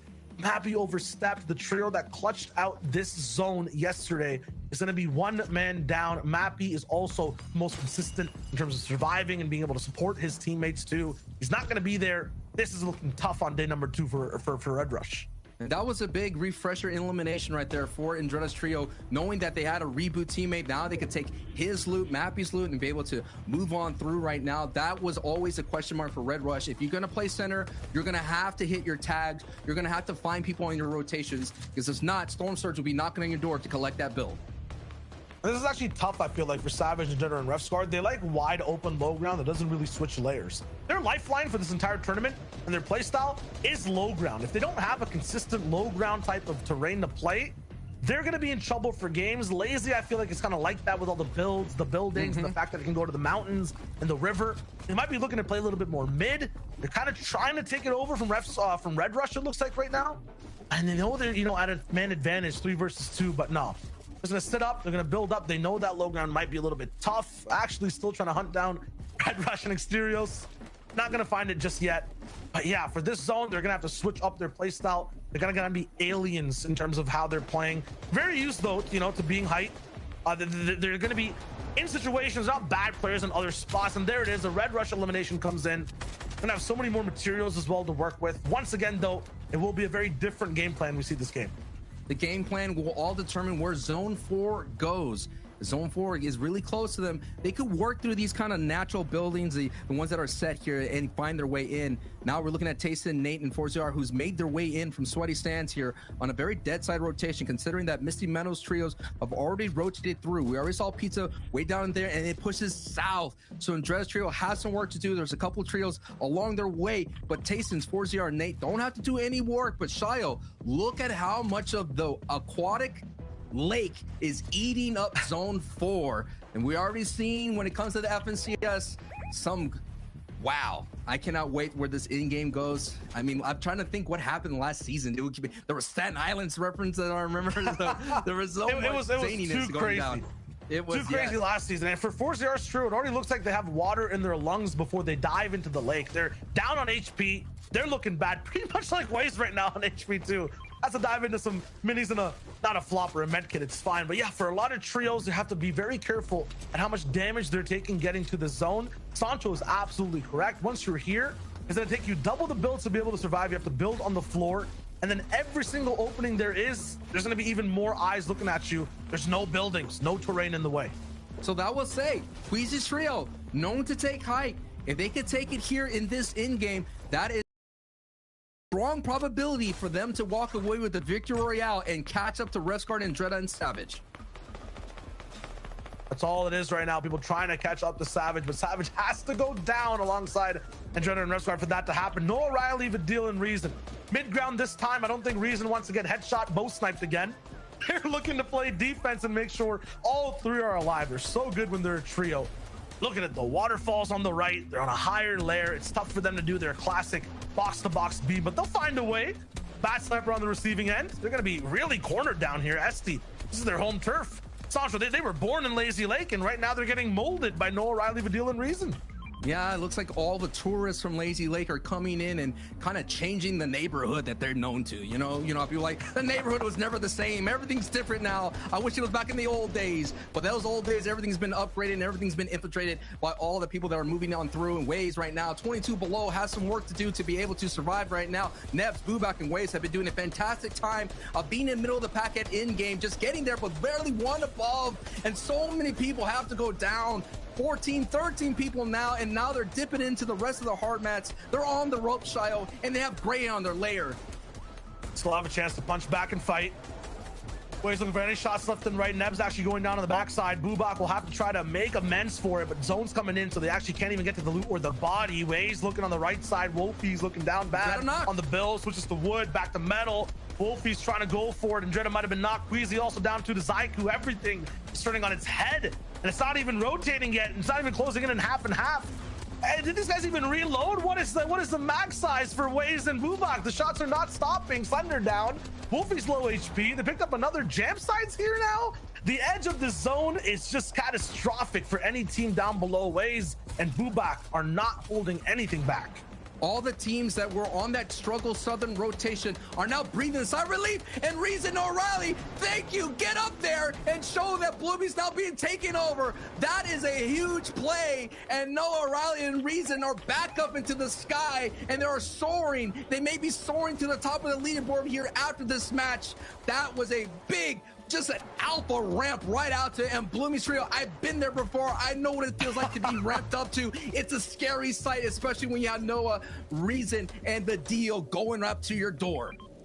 Man, I was about to talk about it in a second when we went back to Bloomy, but I was gonna say they have had height in other games. Their weakness is literally God ramps. There's been multiple games. I think it was Trulex who God read them yesterday. They're on height. They're gonna get bow sniped or something. This time, Reason, Noah Riley, and Vidil, I think they understood height wasn't being that active. Bloomy, you know, a little bit new to looking at how to actually play it. And boom, they're up there. It looks good. 4-0 Nate and Taysom, though, once again, lost at sea. This is just so bad. They're the only trio all the way on the backside too. What a horrible situation for them to be in so far. So close to the top of the leaderboard too. Can't go down here. Nate trying to clutch it up. 6 HP. It looks like it's the 9th zone for him right now, but the moving zones haven't even started. Every team is shooting at him. I count at least 15 ARs. Somehow he still finds a little bit of levity in the situation, a little bit of peace. He'll survive for a bit, but he's on borrowed time. Nate, he's gonna have to turn into a Houdini to survive that max pull, because he's gonna have to go through the entire lobby. We'll keep an eye on the feed, but now all eyes are going back to our first place team of Refsguard, Andretta, and Savage. Zone thankfully pulls their way. Nate gets taken out by Jerky there, so that run is over. The Magician could not get out of that trap. Now, Refsguard, Andretta, and Savage, just focus in here. Let's tell you the gravity of the situation here. Throughout the entire time, they've been getting as many placements here, getting just enough elims just to be able to stay ahead of the push from Queasy, to stay ahead from Hen and Tayson. Now Tayson's gone. Now Hen is gone. They just have to avoid Queasy here. And look at how much damage Noah Riley and the Deal and Reason are. Over 1,000. Now this is where they traditionally are in the early game, but now they're doing it at the end game. And this is one of the easiest zones to maintain height. So many top buildings, so many old builds to connect to. Noah Riley, Badil, and Reason have a huge tarp they can operate off of. No one should be able to really take it down. They could get snuck on from the back in these earlier zones. If they make it to zone 8, I feel like they can't be stopped. Meanwhile, though, on low, Stormy right above Savage. Snazy also moving in. Floki rolling through. Forziar gone and Hen is gone. That's 3rd and 4th place down. There's a lot of room for people to move up. Second place. Jerky can't. Second place is on a lifeline right now. One last teammate left alive. Height is just punishing everyone. Trulex, you have to stay alive for this placement, my friend. Your tournament run might be at stake over here on the 3rd game of the 2nd day. He's looking to see what he does next. Zone actually does pull away. It's all of the Trulex to hold on to spot number 2 right now. He's not gonna be able to get the revive. Meanwhile, Badil's still popping all the way up top on height. Joe Shadow moving down below. Refsguard and Savage is still ahead of zone. Ahead of zone and looking healthy. That's exactly where the position that there would be. Every time they find success at in-game, they're right then and there. And look at it. All the pressure's going down right now from Noah Riley and Badil and Reason here. Trulex is on the backside. Trulex has to hold on. Trulex is in 2nd place without any kind of HP to med back up to full health here. But now all eyes are on this new form trio. It feels like they're just changed their ways, being patient. Let's go back into the great. The Deal and Reason now on height. Savage and Dread and Refsguard working through those buildings like you pointed out here, just giving them a little bit more time, a little bit more placement points, and now we're in the top 10. And this is where low ground kind of gets tricky. Cars in the way, buildings you can't really break through in time either. No builds. Savage, no builds, nothing to really reform in terms of trees. They split up a little bit of mats. Minis also dropped down. It's looking like a 3v3 between Refsguard and Dretta Savage. Reason, Noah Riley, Vadil at the very end, but they still have to survive. Thomas HD alive as a solo all the way on the backside. Andalex actually going down from up top. The server's getting squeezed right now in Dretta. Refsguard, Savage are waiting, and boom! This is big. Big shots coming through. Shadow, Joe, and Stompy kind of stuck on the left corner. Savage, though, is caught out. He was too far, and he goes down. It's up to Andretta and Refsguard to carry that torch to first place all the way. Meanwhile, Zyku taking out Stormer right from the backside. Low ground is a maze, a labyrinth, and you can't just hug the right wall. There's no solution to this. You have to react to everything going on in front of you. Noah Riley is in close and personal, dropping for height, looking for box-to-box fights. Shakeoffs going down. They still have mass to survive. The Deal, Noah Riley are the dogs, are sending down there to get some big bites on the low ground. They're going up for some air, and they're diving back into the mess that's on this low ground. Opportunity here for another victory royale. Stompy gets bopped. Here we go. This is it right here, Shio. It's a top 4 situation, and I'm just taking a look, and I believe Andretta is still holding on. This is going to be a big game for them, but if Noah Riley, Badil, and Reason could get some eliminations and the victory royale, they're going to be able to get into that top 3. A slow burning game going to max brightness. Noah Riley, Badil, and Reason are all still alive. 3 different teams left, 8 players, and they have 3. A majority of the pie so far. They're looking to drop down in just a bit, but there's a big retake coming through. Is that Fury randomly going for height? You can't do this against the best aggro team. They're looking to take him down, but no. Badil gets clapped. Reason gets also completely brapped, but there it is. Fury gets taken down. Now Noah Riley is dropping to the floor. It looks like, yes, there is one team down below, and Dretta still surviving as a duo. duo 2v2. We got another matchup to watch in just a sec. The zone's actually pulling up towards the hill. Noah Rowley in advantage, but he's getting prepped to dive below. Taking a big breath of big shields before he hits that water. He goes straight down. No, not yet. Stink Bolt from Andretta. They have the Elam. Cypher comes through. Yes. Reason's up top with the med kit. Guard has the last tick of the zone. Reason eating the meat right now too. He's going straight for that drop down. It's not going to be enough for the heals to survive. Reason, Badil, Noah Riley. Textbook game. That was absolutely crazy to watch. Was that 10 elims, 17 total for that trio? Was that and the victory royale? I thought that was going to be a top 3. They're going to the moon. They're going to the moon. No, they're going to a different galaxy. They're going to a different. We don't know where they're going, man. Yo, see, Levin Reese, give us an astronomical chart. Where's this trio going, real man? Show me the desk. Show me the desk. Bro, we're full warp, dude. We're going to a different galaxy, a different time zone, a different timeline. It is just not even in the same realm any longer. And by the way, boys, Vidil's trio, that's a new elimination record. That's right. We're seeing action like you would not believe, Reese and Levin. I just cannot understand how these games just don't stop. It is just constant action, constant blows going back and forth. I don't know if my little baby heart can take it. I don't think my big boy heart can take it. Like, this was an incredible game from these guys. Record breaking actually for FNCS finals overall. 17 eliminations, the most amount of points in history so far. This is something that we do not see often. And we've called this yesterday and today, saying that these guys are going to pop off with a 10, 15, 20 elimination game. Insane. Look, last season, they looked like they were going to take the FNCS championship going into that final game, and things didn't go their way. But now they are back with vengeance. They had the highest point game of yesterday. They have the highest point game of not just today, but ever in an FNCS finals. Like, this is ridiculous stuff. These guys are going to shoot all the way up the standings. They came into this game in 10th. We'll see where they are when we get to it, but a phenomenal game from these guys. And it's a very different game, right? When you can dethrone that #1 team going into the game, I mean, without Hen, Genis, and Chapix, I feel like everyone else just had breathing room, right? They were just allowed to operate without this, like, pressure, Levin.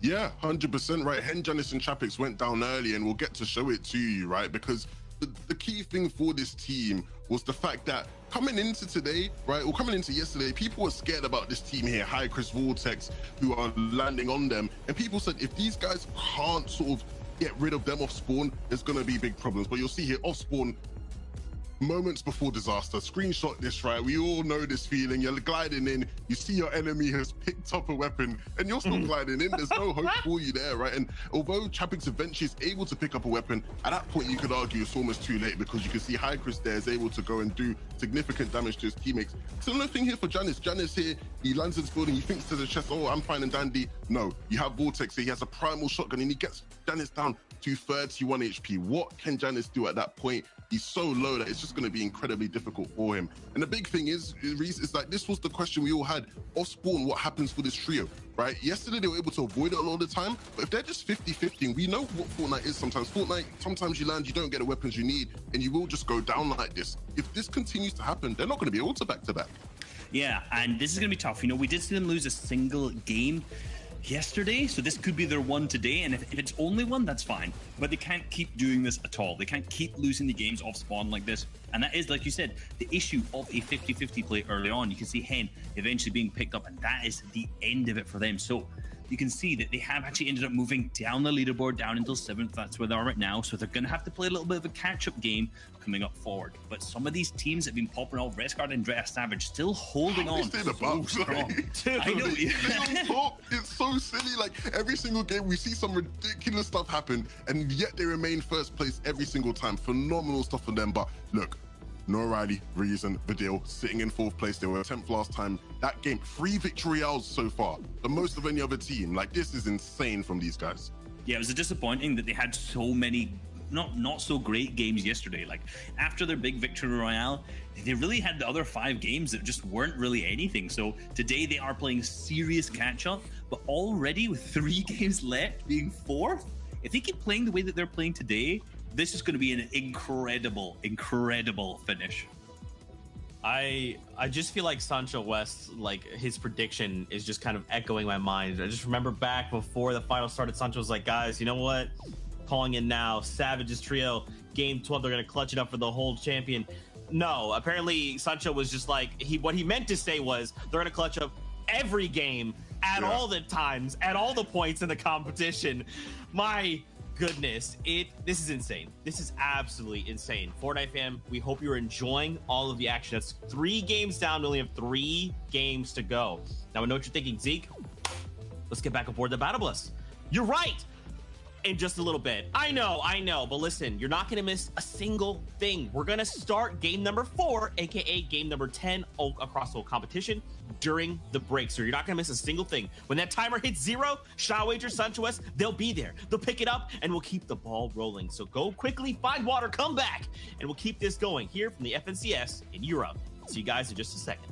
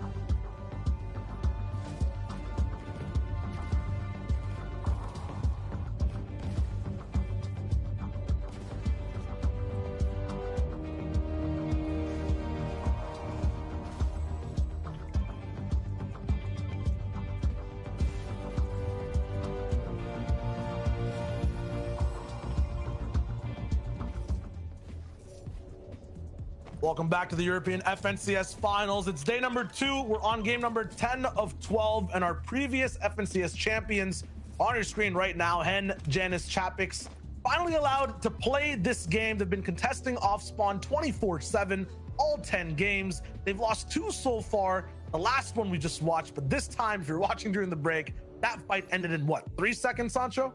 And more importantly, they've been chilling in their lobbies respectively for about 25 minutes or so. So we all know that game of time to kind of chill out for a little bit, reset. We've been saying countless times, when they get out of Craig Eclipse, they have the potential to win it all with a victory royale and double-digit eliminations. So now we're getting into it. We have 3 games left here of the FNCS EU before we crown either a defending champion or we crown a 3-time champion in Tayson, Nate, and Tayson's going to be that one right there. But the whole thing about this right now is, what kind of games going forward do these trios need? And Jonah Refsguard and Savage, they don't need anything special. They just got to hold on, keep getting to end game, trust the process. That's all they have to do. Now, for people like Badil, Noah Riley, Reason, who have been on a terror, making their way up, they just have to now slow it down just a little bit more. I don't know. I can't get a pulse on that team. It's like a team I've never seen before, you know? They have 3 VRs, and today we're watching them, and I feel like we're kind of getting tricked. Their entire game plan has been good, but they've gone down at 27th place. They've gone down at 16th place as well. They're a very flip-floppy team. Every time they win, Sancho, their next game, they don't get that many points. So we just saw them win another game, right? Game number 9 rolling in. And now for game 10, if the pattern continues, they're going to be looking at a game with no points again. They have to break this curse if they want to make it all the way up top on the scene. Chulak, Squeezy, and Jerky 2 have been attempting to be curse breakers today. On day number 1, in the first 6 games, they had so many good positions on height. They ended up getting taken over. It was tough. It was rough for them overall. Today now, they're in 2nd place. They're right behind this trio on your screen, Savage, Andretta, and Refsguard. They've had a great day of games so far, but they've also been a little bit flip-floppy. They have a win, 17th place. It's looking kind of weird. Everyone right now, this game matters so much. They have to be very consistent. What's on the line is life-changing money. Hundreds and thousands of dollars for every single trio that we saw here are playing with that on their top of their minds. Every moment matters for them. Every build, every call out, every engagement's going to matter for them in these next 3 games. I can't imagine feeling the pressure. The only thing I've had that's close was playing in a local video game store. That's it. And my prize was a $20 gift card. So hey, that was the top of my prime, and I can't imagine playing for hundreds and hundreds of thousands of dollars. That 1.3 million total dollar prize pool when it comes to Europe. $300,000 for the trio who's rolling in first place. Squeezy, Trulex, and Jerky could be that trio, but once again, they cannot afford to make any mistakes from here on out. Those last 3 games, they kind of shape exactly how your entire tournament run looks. If you're behind, you have a big chance to get ahead. If you're ahead, you have to play defense. And these guys are caught in between, Sancho. They're ahead of the rest of the lobby, but behind Titans, they can't seem to shake down completely in these games. These rotations have to be perfect, and the end game has to be crisp. And they absolutely earned their spot. They're going against the Andalexes of the world. They're going up against an up-and-comer in Jules right now, getting tagged on their rotation. So they're clawing their way, trying to hold on and avoid anybody that's trying to pull them down and slip them. Now we're talking about movement. Badil, Noah Riley, and Reason, 6 places they moved up. They've had 2 back-to-back games that have moved them up their leaderboard. And look at their strategy. They've just totally changed. And, you know, this kind of reminds me of, you know, at Bros where we're watching like Unknown, and where all the question was, what would Unknown look like in game? If Unknown down there in the NA, what will he do if he just slow down, be patient, that chaotic energy, that be able to box fight anybody? He was doing some things in the past that were just phenomenal. The same thing like as well, like Face Sway, right? What would Sway look like if you kind of got to in game? What we're seeing right here, a game that they just flip-flop everything, the script. They were getting like these 10 elim games, right? When in the early game. Now they're getting those 10 elim games at in-game, and they're getting those bonus placement points. That's why they're moving up the board so fast and ferociously. For Vadil, Noah Riley, it only really is wins that are keeping them in this game. If they're not winning, they're having very, I would just say, middling performances throughout. It's like 11th or 17th rolling in throughout the day. It's not looking too good when you look at their team if they don't win games. And to talk about it and put it in EU respect, like it's like, what will Wolfies look like in game? What would CRR look like in game? You know, what are those aggressive known players? What will they look like in game? And we're getting a taste of it. And we're just seeing that if you go do your homework, VOD review, they kind of tweeted out, we figured out a plan, and they're executing that plan so beautifully right here. We're joining in slightly late also onto this game number 10, the fourth one of the day. So a lot of people have already moved off of their spots. They're rotating and the zone's coming in fast. I was thinking to myself, wait a minute, Forza are in Lazy Lake and we just started casting? No, this is all the way in a mid-game rotation, and their tags are looking a little bit low, but this is where they actually end up doing the damage. This is going to be a very good spot, but it's going to be shared alongside Fusion and Nexus down below. They love knocking on your walls, and then up top you have Scram, Putrick. We're desperate right now, looking for more points, looking for a way to get back into the competition. We're talking about what does a trio need to come back. Thomas HC, Flick, and Anos have to have that pop-off game. They've been denied 2 times in this FNCS tournament. 2 times their signature pop-off game, holding on hype, losing it at the very last moment. We saw the misplay by Thomas HC with the med kit here. Now, Reason, Noah Riley, the deal in trouble right now. Things are coming to this trio that they're facing is no slouch. They've been taking out big names throughout the past 2 days. And if they add Noah Riley, Reason, and Badil, which they have done in day 1, that's going to be the big blockade, slowing them down from making their movement. This is the 4th place team right now battling. I'm taking a look at the board. They're facing the 9th place team. This is just so scary from all angles. Multiple knights on the low ground. They're so tough. No chance on any walls to kind of escape. There's a trio on all sides. Siptos on one, Anas firing away from the backside all the way up top on a hill 2. Neves Bubak on ways, as you mentioned, Sancho, not stopping the pressure. No Riley, Reason, and Vidil. They might just drop down to patterns. They won the last game. They might be going out early in this one.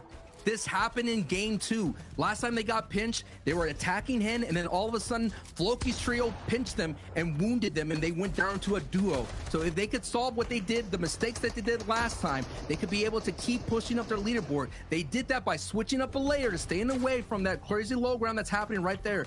But it's still, we have to keep an eye on them. That's what happened yesterday. All of a sudden, they just getting knocked down to a duo on that transition between early to mid game. And now we see a Nos, Flick, Thomas, Hen, Janice, and Chapix on the same hill. Noel Riley, the deal right beside them as well. The top 3 from your last FNCS making a similar type rotation. It looks very similar to game 6 of last season as well. It's a slightly, zone that's kind of central going towards the south. It could pull out the Steamy, who knows? But Nos, Flick, Thomas, we were talking about them a little bit before as well, Sancho, when we were looking at, how are things looking for them overall in these